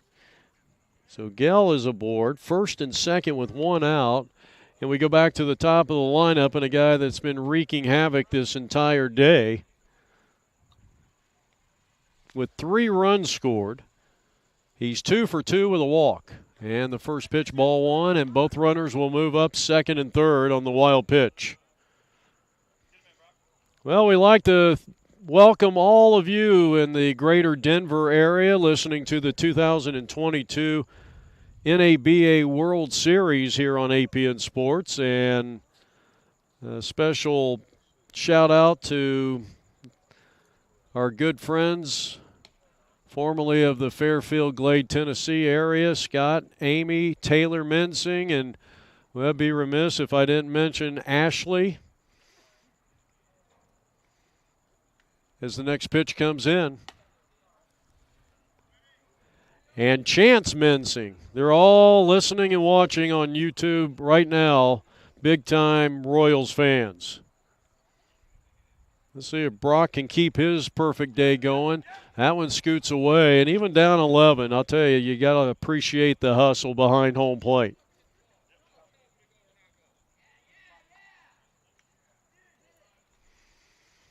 So Brock is aboard. He is perfect at the plate today.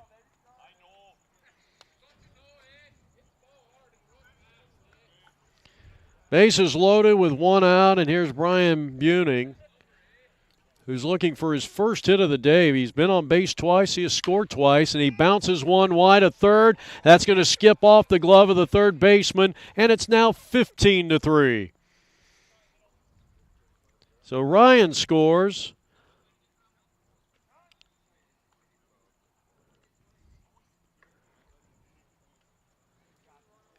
And that is a base hit all the way, no question about it. So looks like we might have another pitching change, and we will. So Clint Hurdle will come back out to the mound and make the pitching change.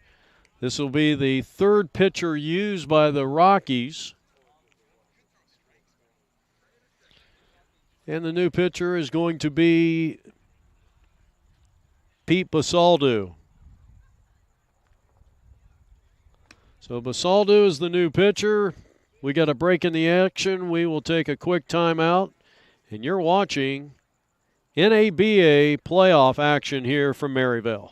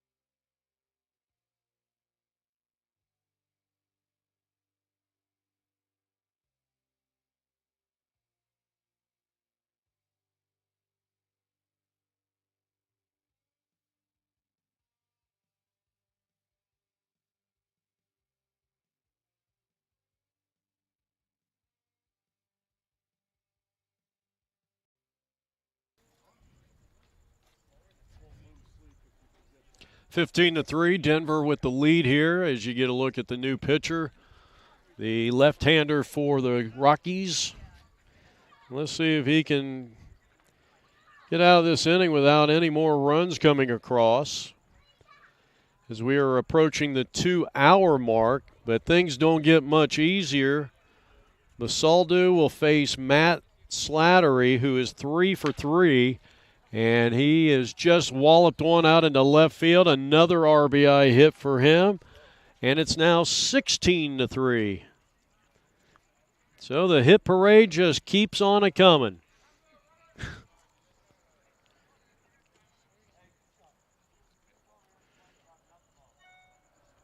Boy, he just kind of lobbed that ball up there. And that is the third RBI of the night for Slattery. 16-3 is the score.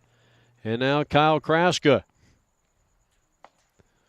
Fastball in there for a strike.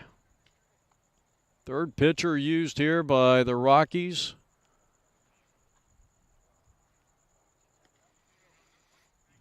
And their all-time winningest manager in Clint Hurdle over there.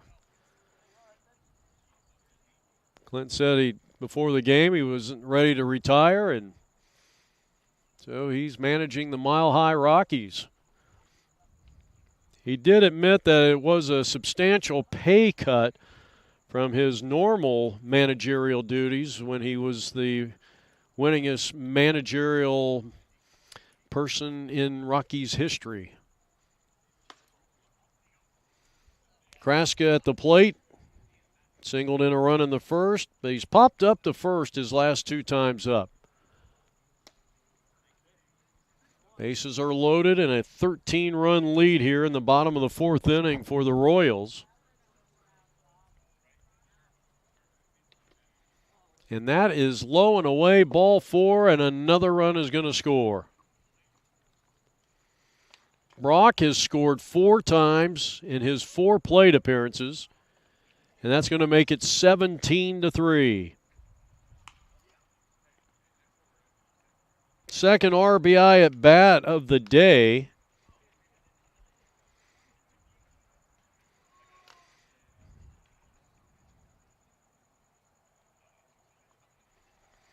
Now bring up Harrison, who's working on a perfect day. And he hits one well way back into deep left field, but this one's playable, and that catch is going to be made for route number 2. No sacrifice fly there. Harrison going into that at bat on APN video. 11 of 12. Now he's 11 of 13. He says he just loves to be on TV. Big fan of APN Sports. Now the fleet-footed center fielder, not playing center, he is playing center field. He just was not in the starting lineup. Scott Sturm, who's done a great job out there in center field for Ed Dressel and his Denver Royals. So this is Sturm's first time up in this contest against Basaldu, who's a crafty left-hander trying to get out of this inning without any more damage done.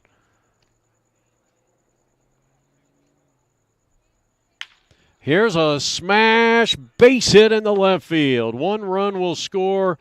And again, Ed has done this throughout the tournament. His players going station to station. And let's look at it again. Nice clean single to left field.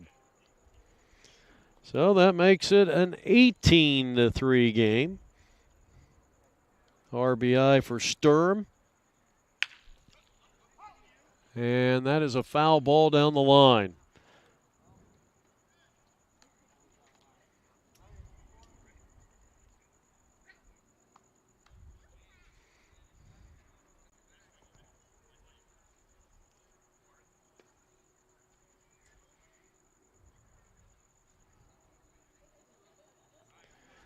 I think this might be Corey Grissom.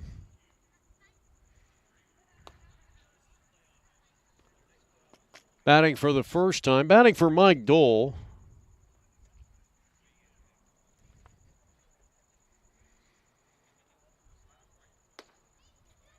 And that was an outstanding pitch.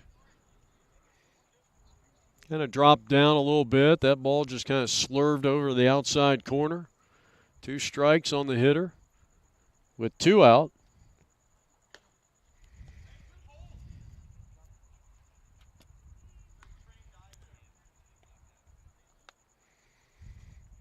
It has been a 4-run inning.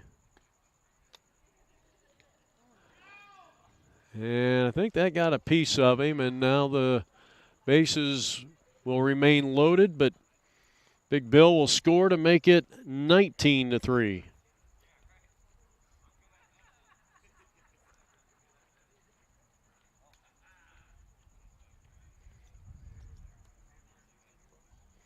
That'll bring up Zeke DeLeon.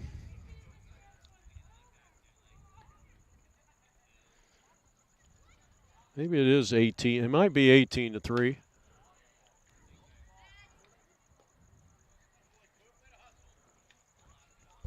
Hey, Coop.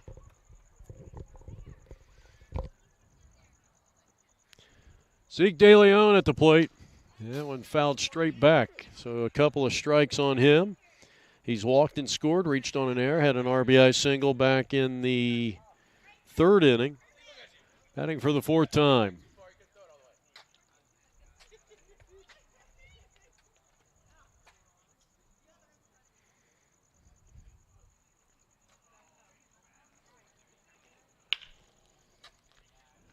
And a ground ball to the second baseman, and they'll get the fielder's choice.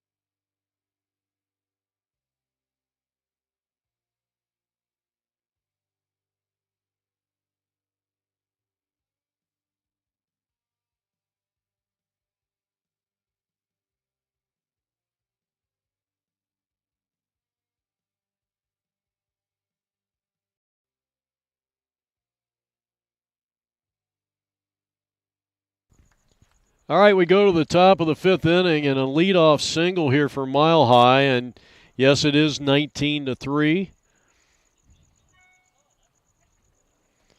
And the current pitcher is now coming to the plate, and Pete Basaldu, after the leadoff single by John Barrow in the 9th hit of the day for the Rockies. And up with us now, our good friend Mike Dole. And Mike, welcome to the booth. Thanks, Jeff. Good to be here again, man. It's great to see you out here in Arizona again for our annual trip out here. Thanks for coming and broadcasting the Royals. We love you out here, buddy. Well, I appreciate it. And you talk about what this team has done so far, but you still got 2 games left, and you're going to have a much tougher time of it, I would think, in the semifinals. But, this team here has had the battle just to get this far. As that one skied way out in the deep right field, and Ryan makes the running catch. Nice play out there, and he's played a good outfield. Yeah, he has. He's been out there battling the heat. You know, it's tough on us guys. You know, we're over 35 in our 40s. You know, unlike some of us, me and Benny Bricoli, we're almost touching damn near 50. So it's good to run around with these younger guys. I'd say they're younger, but they're still over 35. So it's not like anybody by any means are spring chicken out there. I mean, just look at Jarvis. He turned 35 a couple days ago, and he had his episode behind the plate or behind the mound in Game 1 the other day, and it was pretty classic. Unfortunately, we missed that on film, but it was great to see him having post-birthday celebration pukes behind the mound. I think it's on video somewhere. Yeah, but I know Benny got it on his phone, and it was kind of funny because the other team cared about him more than we did. We were all laughing at him while he's laying down on the ground behind the mound, barking. But that's us, man. We played together for a long time, so we're brothers at war out there, and it's always great to get together and spend a week with our buddies. And it's especially a good feeling. I'm trying to get your microphone up a little bit, but it doesn't want to work. Am I talking too quiet? How about that? I think we fixed it. Okay. All right. Little science, we got it. Nice pitch. This stout. You know, Jeff, we are missing one person. We're missing Miss Roylette herself, Mama J. She's not here. She's not coming out yet, but we'll give her a shout out. She couldn't make it. Her kids are going to homecoming, so she's got some stuff to do. But you notice it's much quieter in the stands this year. Yeah, absolutely. we could use a little bit more. Yep, but you know, it's hot out here. I don't know how they do it. They come out to cheer our old asses on. Nice pitch. Watch your lips. Well, that's going to be a strikeout, I believe, on Lowndes, and so that is the second out of the inning. 19-3 Royals here in the top of the fifth inning. Mike Dole has been kind enough to come over and talk to us, and I'll tell you, I see a lot of teams and a lot of guys playing first base, and I have to admit, I think you're one of the top defensive first basemen I've seen in either one of these tournaments that goes on here in October and November in Phoenix. Well, thanks, Jeff. You know, it's one thing I can still do is pick it with the glove. You know, getting my hands fast through the ball sometimes isn't like it used to, but the fielding, I still got it in my pocket, so it's good to have that out there. Big target over there. These guys like to throw at me too. Give me a hard time sometimes, but that's what I'm there for. That was a nice play by Big Bill. Yes, at it was. Second base. Look, he's like a cat out there, skinny and everything. So bottom half of the fifth inning coming up here, and how many years have you been coming down to the Phoenix area? Well, let's see. I've been probably coming down here. I probably started coming down here in MSBL when I probably was eligible to play 28 and over, so probably around 30 years old. So I've been coming down here near 20 now, I guess. Okay. And I guess we've been with the Royals for about 6 now, I think. You know, I still come with our San Diego team, BYC Brickyard Cages. Okay. And I play with the Night Train out of Colorado as well with Ben Bricoli and some of those guys. You know, but this year we went up in age bracket and we're playing with the old Royals. Okay. You know, all those young guys we used to play with are getting older now, so me and Benny took it upon ourselves because we didn't feel like hitting that 94 miles an hour in the 18s anymore, so we're here in the 35s now. But I've been coming down here a long time, not as long as Bricoli, you know, the Hall of Famer over there. He got the Hall of Fame award last year for Naba, and that was an awesome honor. Got to see that live. Oh, good. Yeah, they did it at Tempe, Diablo, in between. He played father-son with his son last year. In between that game and our game with the Night Train on the stadium, and they inducted him, and it was a cool thing to see. And you know the story. Benny and I grew up together since we were 4 years old. So 44 years of friendship, man, and playing baseball ever since together, since T-ball. Yeah, a lot of people can't say that about one of their best friends, and that's pretty special. Yep, makes baseball a lot more fun when you get to play with your buddies, and winning, that helps. Well, we got to give credit to Jarrett Velasco because I've been calling him Peter Gell all night. But I blame it on Ed because he gave me I didn't know. I don't know the facial recognition of some of these guys. Yeah. Some of these guys are new to you, I know. Yeah. Actually, Jared is one of the original Rockies, but he doesn't come out with us out here. We usually play with him at the Mile High. That was probably last time you saw him was at the Mile High a couple of years ago. Oh, okay. I think he lives in New York now, so it's it's a little tougher to get out to the west side. What are some of the more recent success stories? I haven't really had a chance to talk about Denver Royals baseball and what they represent. They represent youth teams. They've got the women's fast pitch team, but this has been kind of a venue for players that might have made it in the pros, played college ball, and for some reason their careers got sidetracked, and then now you got Royals baseball saying, hey, come play with us. You get a lot of games under your belt and see what happens. Right. I think the last major one probably was Seth Blair. He got to AAA. Mm-hmm. He was a phone call away. He got up there. I think he's a free agent right now. But probably the most recent success story was little baby Zeke Wood. I don't know if you remember him. He pitched with us in Las Vegas a couple years ago. And he was, I think, the number 2 starter on Texas State. They were 1 game away, actually 6 outs away from going to the College World Series. And he was up in the top. He was up in the nation's top 10, I think, in strikeouts. So he's probably the next guy you'll see coming out of our little organization that has a big future. But like I said, that boy Jarrett, that'll work. That'll clean living right there. But I think Benny and I are gonna maybe do some more of the older guy ones. It's up to Underhill if he wants to do some of those younger guy deals. We'll always be here to play for him and coach and help out and run it. But I think those are the last 2 guys we've kind of seen as far as anything. It's been a couple of years. Jarvis was playing in Czech Republic and Australia a couple years ago. And Dominic Piazza, who hasn't out here yet, he's coming tomorrow. He played with Jarvis there too. But, I think they're kind of relegated to staying home now. They're 35 years old. It's getting a little bit up there, Oh, okay. No one wants a 35-year-old anymore, but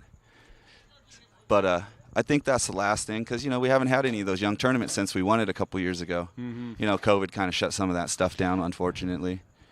But hey, be aggressive. Yeah.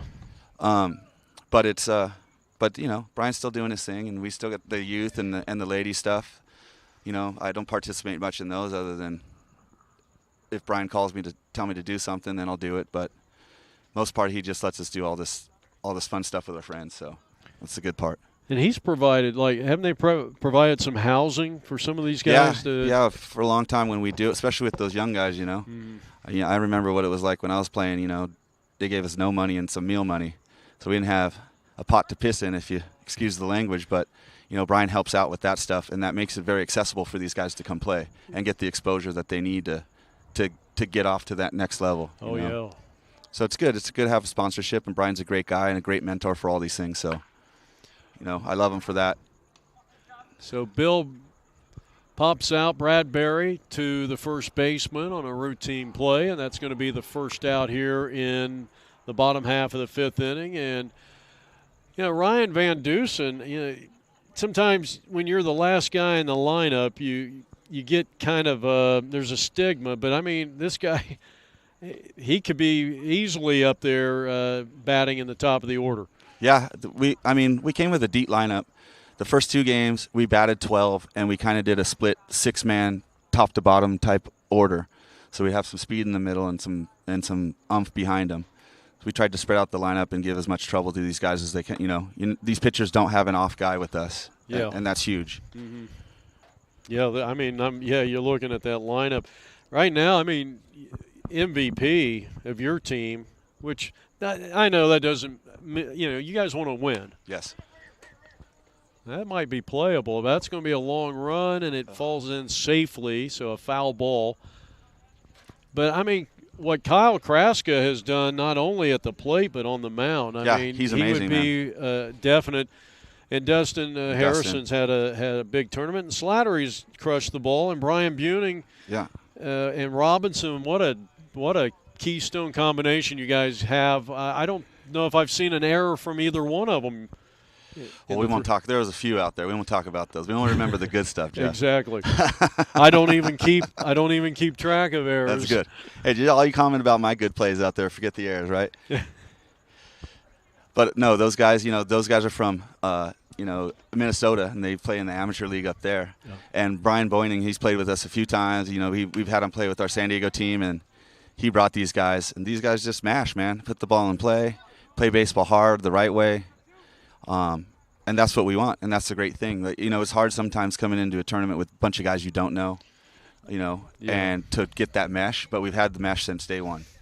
And I think right now at the end of the tournament, it's all coming together. We're playing good defense. We've got some pitching in the tank. We're swinging the bats all the way through. And it's going to be real tough. I know the SoCal Titans and the Chicago Seminoles are out there, and I know a bunch of those guys. I mean, from San Diego, we've played against the Titans forever and ever. Oh, okay. In the Martin Luther King tournaments and Palm Springs tournaments over here.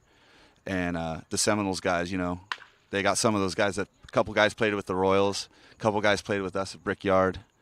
And so we all know each other, and it's probably because we play each other at the top every time. So, but we got a tough lineup, and we got some tough pitching, and we got some good defense, and I think we're gonna put it to them. So it's gonna be the good rest of the tournament here. Well, I think tomorrow is going to be interesting. You're obviously going to win this game and advance to the semifinals, and so you're going to play at 4:00 tomorrow. Yep. Probably over at Tempe DIABLO, yep. And then if you win, you go to the championship game at the stadium. Yep, stadium game, 7:30. We'll get you there on TV, baby. Yeah.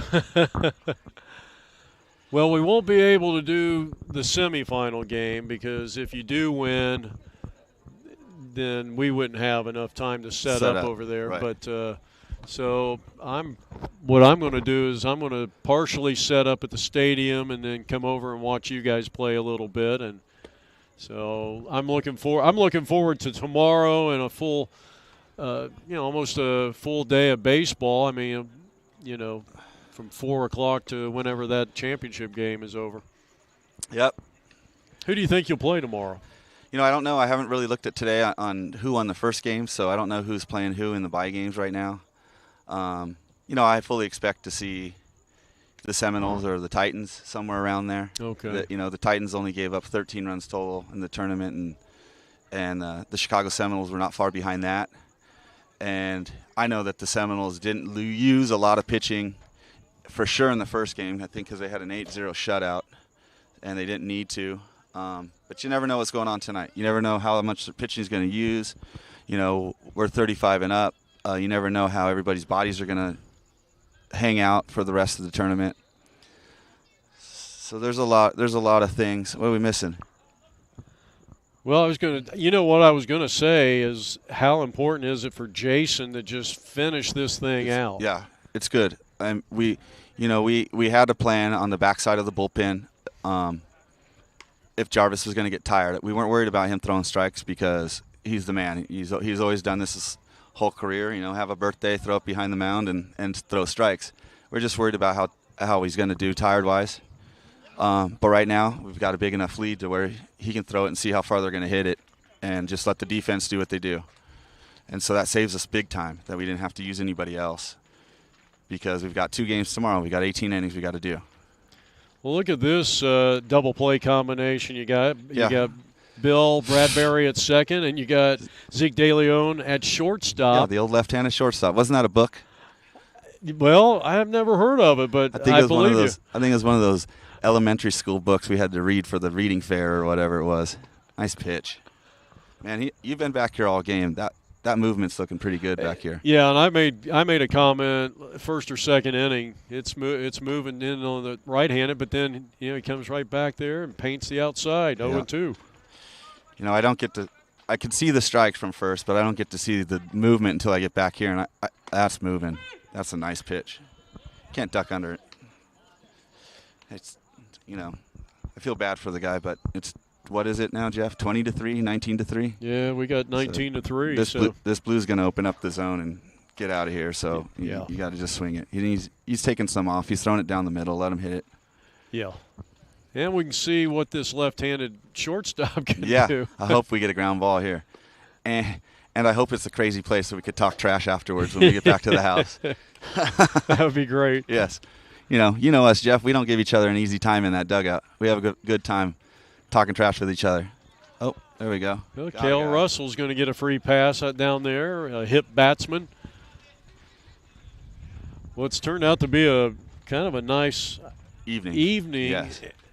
And I was kind of making fun, like you guys. Are you from Denver or you live up? I'm from San Diego, born and raised. Okay, that's right. Yeah. And so I don't have any of this stuff. It's 78 all the time in San Diego. Oh my gosh! And then I said, well, once it dips below 90, it feels like a spring day. Yeah. But I mean, coming down from 98 yesterday to whatever it is right now, probably mid 80s, but it feels 100 degrees less. So you got one out, one on. Here we go. Watch this double play ball right here.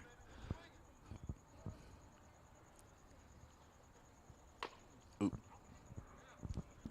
Okay, now I know who's at the plate. And this is the second pitcher used. Dustin Kelver is now in there, and 19-3 victory.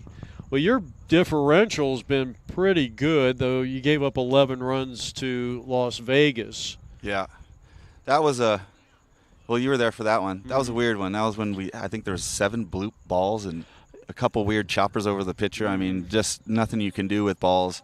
That was just tough luck. And then you missed yesterday's, man, when you luckily bowed out because it was so hot, but there was crazy wind and dust devils everywhere. And did you guys get what they call a haboob, the big wall of dust? Yeah, it was tough. Yeah. But we played through it, and at some points it helped us, some points it hurt us because the wind was crazy.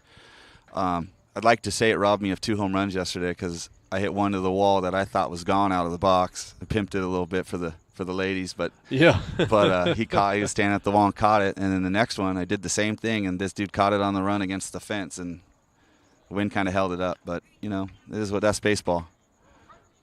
I think next time I'll get a blue pit probably. James Hiddle was the starting pitcher for Mile High, and he's at the plate. And that's hammered up the middle. That's going to find center field. And that'll be the 4th run plated by the Mile High Rockies here in this quarterfinal game. And that makes it a 19-4 contest.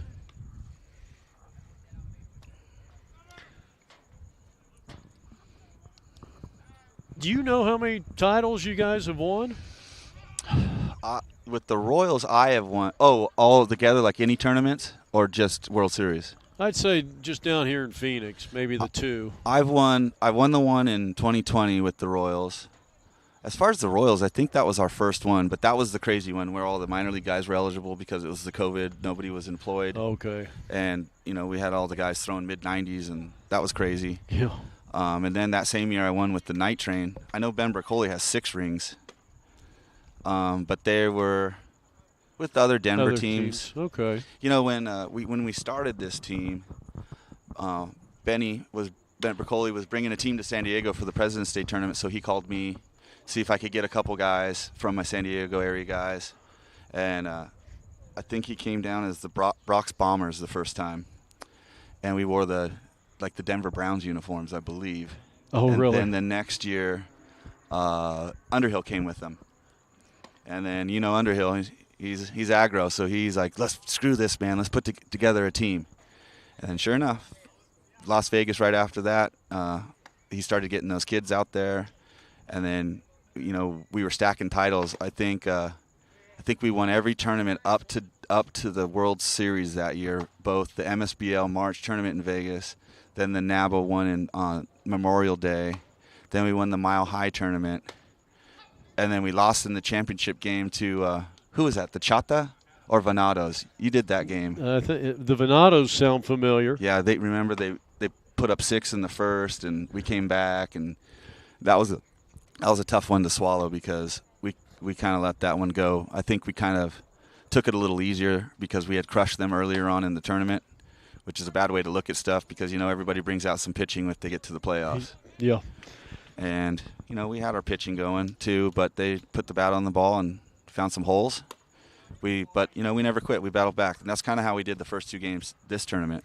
You know, we gave up some weird runs on errors, and then we had the bloopathon. But, you know, when we're putting up 15, 20 runs a game, we should win, right? Oh, yeah. Well, you were averaging 15.5. That was Kevin Bumstead who just struck out. So we got 2 outs here in the inning. 1 run is in. And we are about 2 hours and roughly 20 minutes into this contest, but it's a 15-run lead, and they will call it after 6.5. Oh. Yeah, that was a little outside. I'm looking at we got some activity in the bullpen. Is that Zeke over? No, it's Pete Pete Gell. Gelly. First and second. Nice pitch. And that is strike 3 called, and that will retire the side. So a nice Good job, job of Jarvis. finishing out that 6th inning. We're going to the home half of the inning, and you going to stay here for a little bit? Yeah, or? I'm here, man. They took me out of the game to come talk to you. Well, somebody had to, Yeah. because I think everybody at home's tired of hearing my voice. Come on. No, they're not. Well, I guess this is Ed's last season Yep, this is his last hurrah. as manager of the Royals. Yep. You know, so he's got his son out here, Coop. And Coop's being the bat boy, and it's a good time for him to share it. And, you know, Coop was a little quiet in the dugout the first game, and I think he was maybe a little shocked to some of the language us adults were using in there. Yeah. You know, I think he's 10 or 11 years old, but now he's right up in it, you know, as we expected him to be. So I don't know. I don't know if his mom's going to be happy when he gets home or not, but we love him in there, a little happy little guy. Well, there's dad and son right there, and Yep. Ed's having a great time out here. He's always got a smile on his face, and Yep, he loves it, man. And he loves coming out here and running the show, and we appreciate it. do you know the manager of the other team, the Rockies? You know, I don't, but the Denver guys do. Okay. He's over at first base right now, I think. Yeah. I've seen him a few times. I don't know him by name.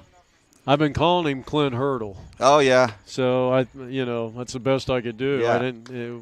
We didn't have much time. They got here, and really you guys started playing as soon as they got here. Yeah, the umpire gave him, I think, 15 minutes as soon as the manager got here, and they were ready to go. Ouch, that hit somebody in the neck right there. But, I mean, these poor guys, I don't know, you know, even if they got through us, I don't know what they were going to do afterwards because I don't see much pitching in their field. I know the guy that's now at shortstop, number 5, he has a good arm. He pitched against us in the first game. I don't know if they were saving for him or he pitched the last game. I don't know what they've got left. Because that was the second time. Their second pitcher that came up there, that was the second time we saw him. Also the second time he hit me. Oh, he did? Yeah, that was the second time. I was joking around with Boyning. Boyning got hit shortly before I did. And he took the hit by pitch lead from me. And I was like, God dang it, that's the only thing I'm leading the team in. So then I turned around and got hit, so now I'm back tied. Well, we're heading now to the bottom half of the 6th inning. The Royals in total command at 19-4. Gold Glove winning first baseman Mike Dole joining us now. And it's always I was kind of hoping TR would come over too. Yeah, he's housekeeping on the book over there. Oh, okay. You know, maybe we'll get him up. I don't know how much time we're going to have. Maybe I'll see if he wants to come over and chat for the last half of the 7th, top of the 7th there. Top of the 7th. It should be the final half inning of the game, and we'll see if you guys keep it going here. Brock Robinson, I think he plays a pretty impressive second base. Yeah, he's got a lot of range. A lot of range. Sure hands, a lot of range. You know, he and Boyning up the middle, they're talking. You know, they're positioning pitches well for themselves, and they're just getting good jumps. You know, I always like to talk about the little fast guys because they're some of my favorite dudes out there. He has been on base every time here tonight. Couple walks, nice triple. I feel like they've been on base the whole tournament. These top 4 guys, man. Yeah. From yesterday we slid down Kyle a little bit in the game last night because he was pitching, and it was a second game through pitching. Yeah. So we wanted to rest him a little. We slid Boyning down a little last night because he tweaked his knee a little bit in the stadium game earlier. But everybody feels healthy today, so this is a must-win, so we had to go with it. Mike Kuhn, who pitched last inning, is still out there, the right-hander, and having a little command issues. He's thrown, 6 straight balls here to start this bottom half of the 6th inning. We're in the quarterfinals. Brian has had a 1-for-3 day, but he drove in a run, reached on an error, and he has scored 3 times, and he's only got 1 hit. He's only 1-for-3. Well, we're going to tease him at the house about that tonight. I think he's got dishes duty if he doesn't beat out Kyle on hits. Oh, really? Yeah, I think so. I think that's the bet they got. Their roomies up in the house. Well, they're both 1-for-3, and now he's 1-for-4. The third baseman, he totally overran that one. He got lucky. Now, who's giving him a hard time down there? Oh, that's Ed. Okay. I had to zoom in on him. Yeah. Ed knows a lot of these guys, too, over there, the Colorado guys. And I don't think that they're a league team. I think they're just a put-together team for tournaments. Oh, boy. Yeah. So that's ball 4, back-to-back walks to start this 6th inning. This is where it gets painful a little bit to watch. We're gonna have to bring an A game now. Yeah. Speaking of red hot, Mr. Slattery is 4-for-4 with, I can read my writing, he's got 3 RBIs, and his courtesy runner has scored 4 times.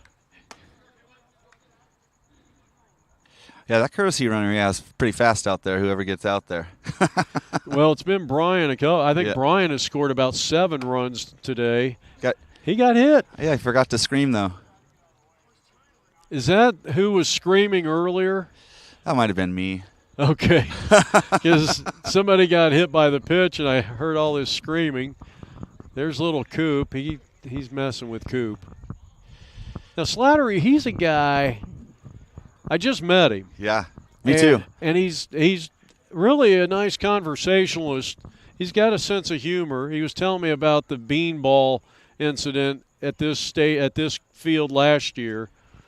And there was no fisticuffs, but, both benches cleared. I don't know if you were here for that one. No, I wasn't here for this one. He played 18s to start this tournament, and I'm pretty impressed for a big guy, man. He caught 3 games for us. Yeah. He pitched, I think, 3 innings in the first game. You don't have a hotter bat in the lineup right now than him. I don't want to look at all their stats because I don't want to cry myself to sleep. But these guys have, around 600, 700, some crazy averages like this. Mm-hmm. Well, here's the guy who's been doing it.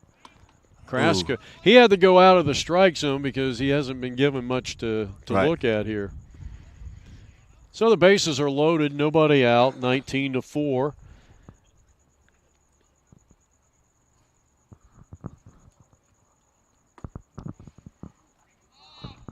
That's ball 4, so that'll force in the 20th run of the ball game. Still nobody out. I think TR is going in to catch, so I don't know if he's going to come over. T, you going to catch? I'll catch a pen? Okay. I guess maybe Zeke might, Corey might come in. He warmed up. Yeah, Pete warmed up. I don't know if he's just throwing a pen right now because he's supposed to start for BIP on Thursdays in the 25s. Okay. Unfortunately, tonight was the night we were going to use him on the backside of the pen, but I don't think we need him. And I don't want to hurt his arm. No. So if Jarvis can finish it, I think we should just use it. I know Jarvis will be able to bounce back for a few innings tomorrow. He's always had that rubber arm. So we've got a lot of guys. I mean, you know, we got TR we haven't used yet. You know, Zeke De Leon's still available. I think he's only thrown 3 innings in game 1. Game 1, yep. Big Bill Bradbury we still got. We still have Brian Boening. He hasn't pitched yet. We got Corey Grissom. Grissom, is that how it's pronounce the name? Corey? Grissom. Yeah. We still got him. We've got some guys in the tank, so. Okay, do you know who's starting the semifinals? We thought it was going to be Pete, but apparently he can't pitch tomorrow because he's got to start. So I don't know. That's going to be talking about. We still have, like I said, maybe Brian Boyning might get to start tomorrow. Okay. So it may mix up our defense. So that may slide me over to third, and Kyle Kraska's going to go up the middle to short. And we got Big Bill to play first, or Benny can play first. We got options. We'll have to see. We'll talk it over some beers tonight. Okay. I wish I could let the public know, but I don't know yet.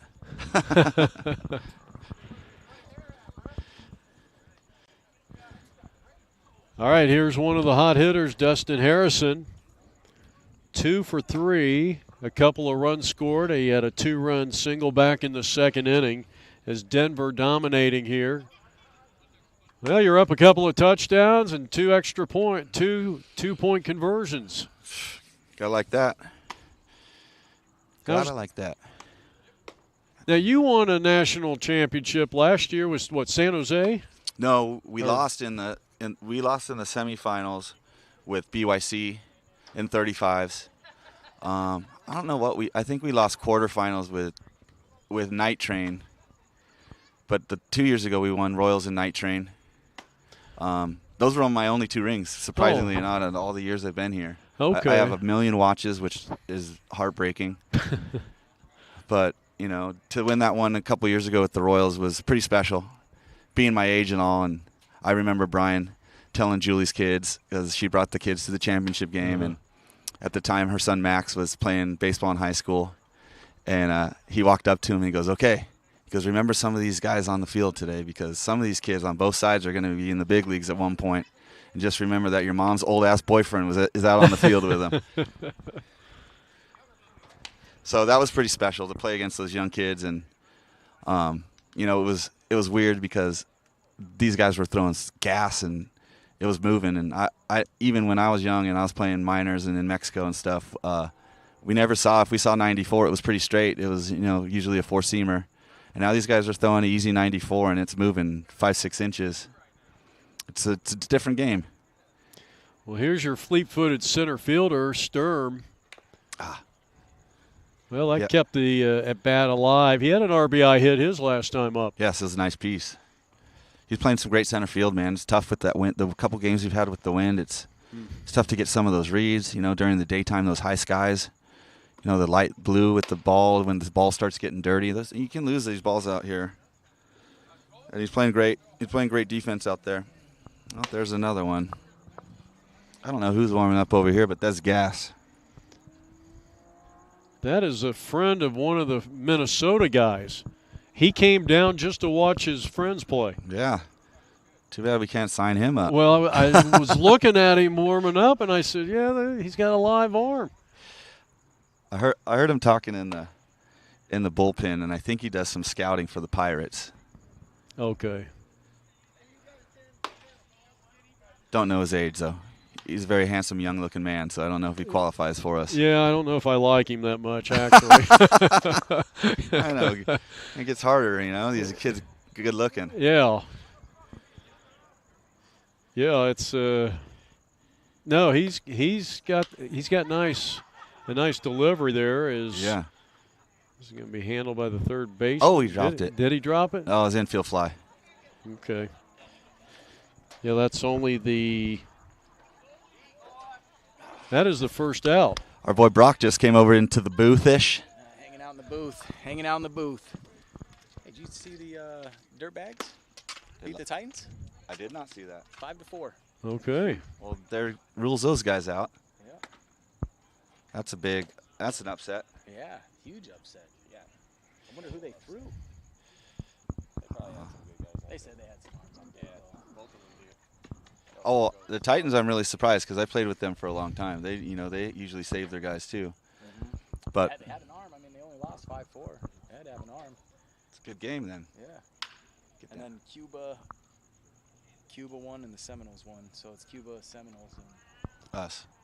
yeah. Okay, well now you have your Final Four Final Four set. with Zach De Leon at the plate. Who do we get?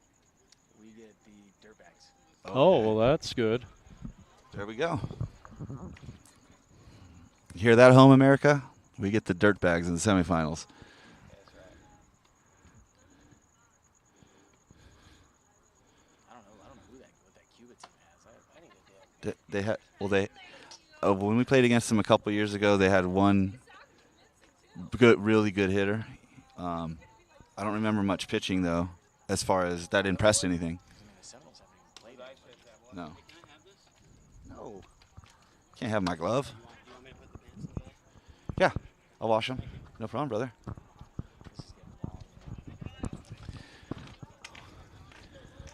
Well, that'll make it 23-4 if anybody was paying attention. Oh, this is tough, man. Yeah.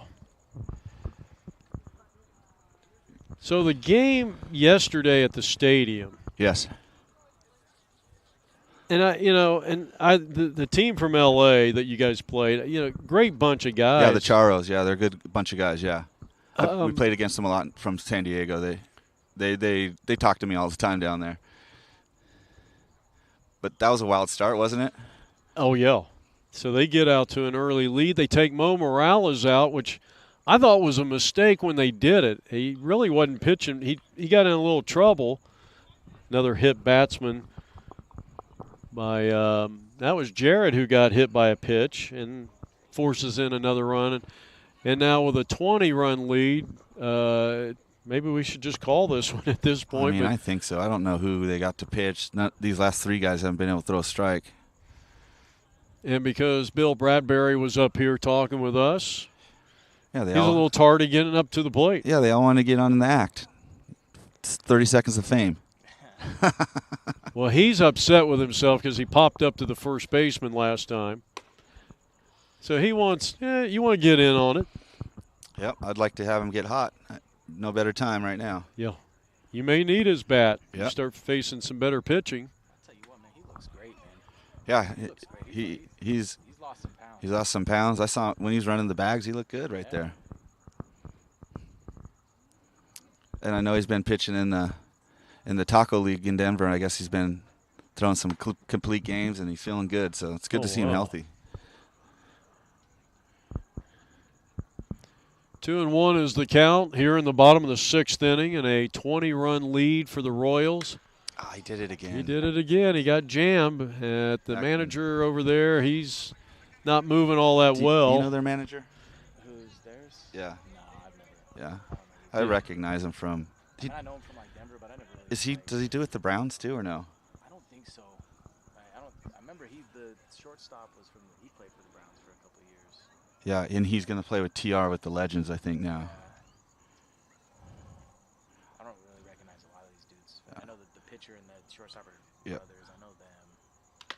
Oh. Well, that might have got the home plate umpire. Rock steady right there. Wake you up. Man, he didn't even budge. My man just ate it. He did. That was your catcher's fault. He said, "I got the Wilson." He's like, "I got the Wilson chest protector, man. We good to go." Coop, you got any shout-outs you want to talk to anybody on TV? Yeah, come on over, Coop. You don't, brother? Oh, Popped him Reach up in. into shallow mid. Coop, come talk about Yep. that mitt you got, man. What do you think? Oh, yeah. You know, we gave Coop a Mariucci glove for all the hard work chasing the bats. Oh, okay. He's slouching right now because he came over to get on TV. You want to talk about it? Talk about that mitt, man. What you think? Well, the mitt is really nice. I like it. It's gonna help me a lot. Outfitters mitt for me. So, it's gonna be good. I love it. Yeah. What color is that mitt? It's tan.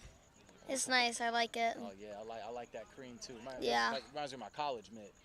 Yeah, Same color. Oh yeah. diving plays in it? I'm gonna. Yeah. My man. I think I'm on deck. I'm gonna go play. We're losing Brock. He's got to go hit again. Now Corey up there. No, Pete. I'm sorry, Pete. He chops that one foul. I got to get, I just never got a number for him. 59er. I think Corey's hitting for me, right? Yeah. Yeah. I hope so, because I've been in the booth for 3 innings. You have. I know. It's went fast, though. Yeah, kind of. Fun when you're having, goes fast when you're having fun. You ever done play-by-play? Other than that, a couple times with you. Okay. You know, I think the first time with you was in Las Vegas. You had to feed me some lines because I was, we had dead air. But now I think I'm used to it. You all right, Bubba? Gotta get those hands through. I know that little guy jammed me with the 55-mile-an-hour guy too.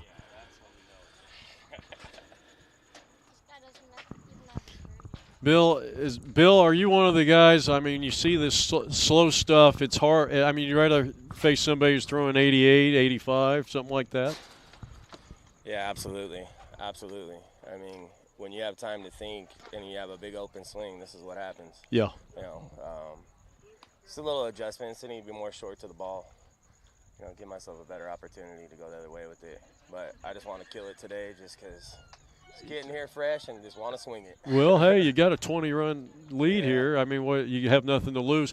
So is there any chance that you could be starting the semifinals? There's a big possibility. It's either me or TR from what I understand. Oh, really? It's time. It's time to make it happen. Well, we got another pitching change here, and I think it's Jesse Orozco. No, I'm kidding. Jesse Orozco? Dang. Here you go, boy. Thank you, brother. Has TR pitched any? Not yet. The most he's worked is he caught the first game. Wow. And we've been fortunate. We got Kyle and Dusty ate a lot of innings and got us a lot of outs. They're not the hardest of throwers out there, but they got movement on their pitches. They throw strikes. They throw it off barrels. So it's good to have. It's good. That was a good thing. We scored 1 million runs. We didn't have to burn pitching, and yeah, and then so we got a lot of options. We're looking good, and now that we know our opponent, we're looking real good for the semifinals tomorrow. So we just got to keep hitting. Don't go to bed earlier tonight. Yeah, that's going to be tough. We've got a 4:00 game, so that's okay. But last night we stayed up a little too late. Me and Jarvis stayed up a little too late at the house, telling stories. Yeah, that's what we're here for. Oh, yeah. I mean, if you can't do that while you're down here. And why come? Really, yeah. I mean, you want to win, but everybody else is doing the same thing, so.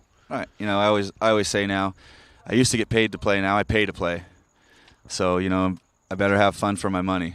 I'm not coming down here to, you get frustrated out on the field sometimes, with your play. But, you got good teammates that pick you up, and you have a short memory, and you got to go out and do your job. You can't carry your bats into the field and vice versa. And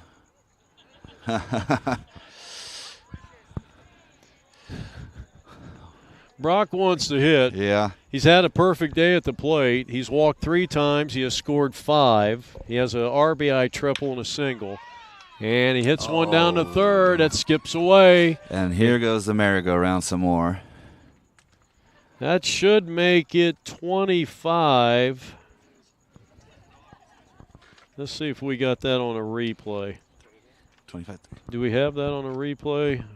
Our producer and engineer. Yeah, you're spinning a lot of plates over here, Jeff. Oh. I'm just sitting here fancy with a microphone. Well, here's Brian. He's batting for the 6th time. I'm going to give Brock a base hit on that last one. It's very kind of you. Mike Phillips is the 29th pitcher used by Clint Hurdle today. Oh, Jesus. And a swing and a miss. Almost wore it in the head. That was just a bit inside. About time, Softy. I know, right? Yeah, you need to get on that. 2 out. 25-4. We're in the quarterfinals, and we'll have a top of the inning. Well, The Sportsmanship Award goes to Brian Boyning. Intentional strikeout. Never seen that in the history of time right there. All right, so we're going to the top of the 7th inning, and barring Catastrophic failure. yeah, I was going to say something like Noah splitting the Red Sea. This one's going to be in the deep freeze. Yep. I think, what does Chick Hearn say? The Jello's jiggling and the butter's chilling. Close the freezer. What do you think, Coop? How do you think we look out there today? I think we're looking good, but, I think these guys are just tired. They had a game, but, we're playing good. And what do we got to do tomorrow? What do you think? We're going to win it. I mean, we got the Dirtbags, which is a lot easier than the Titans because they got good pitching. They got good everything. So I think we can go win tomorrow and then go win the championship. I like that. We got a close-up of your dad. What do you think of him as manager? He's a good manager. He's been doing it for 20 years. It's his last year. It's fun. You happy that you're out here with him? Yes. You're going to have these memories forever. It's going to be awesome, huh? Yeah. Well, we love having you out here, buddy. You've been doing a good job, man. You impressed me. How old are you? 10, right? Yep. Wow. 10 years old. He's well-spoken. And you're out here in 98-degree heat and haven't complained once except for you begged for some rain the other day, and we told you no rain unless you pay for your own trip, right? Yep. Oh, we're going to get to see Pete for 3 outs. Just a little warm-up. Yep. Now, how hard is this guy throwing, you think? I think he's definitely upper 80s. He can touch the little low 90s, but he's got a nasty slider. He's got the lefty jizz, so you're going to see some good movement again. He's just got the smooth lefty flow, man. I mean, his mechanics are pretty solid, balanced. I played with him with the Royals, with the younger guys. I played with him on the night train. He played with us on both those years we won in 2020. I think he started our semifinal game in that 2020 with the Royals. Okay. On Field 1. And then we had those young kids, Gabe Ponce, who's I think now in Double-A with the Blue Jays. And I forget the kid's name that came in at the end of that game in the championship game and was thrown 98. Do you remember what his name was? I forget. I can't remember. I think he made the Dodgers 40-man roster. He's one of Kevin Bay Anderson's guys out of his gym out here in Arizona. So he got us some of those guys when they were eligible because I think the rule is 6 weeks out of affiliated ball and open. And all these guys were unemployed for, because of COVID, because they had the 60-man rosters. And so all the minor league guys were unemployed. So they're all, the Scottsdale Scorpions had a great squad that year too. But we were just better that night, and we got the gold. This is Ian Cross. And he throws a little. I'm thinking he's throwing a little harder than Jarvis. Yep. Jarvis's pitching is on movement. Mm-hmm. He can pump it every once in a while. But have you seen all night? I mean, his slider was moving, his two-seamer was moving, then he drops to that 3/4, and he gets a lot of comeback into the right-handed side, And he was painting the corner. And he's always been a smart pitcher. He's one of our favorite teammates. He's been on the Royals since I guess we made what I guess you could call the super teams that we put together in those years. And he just turned 35, so he's eligible for us now with the old guys. At least on this team, no one calls me Mr. Dole like they did on the 18s. Well, someone came up and asked me. They go, well, you always say to Mike, he's an outstanding veteran player, and I think they were thinking I was calling you. That was a nice way of saying you're old. Yeah. Well, I don't blame you. But I like that. I mean, I've been around for a long time, and I've played this game.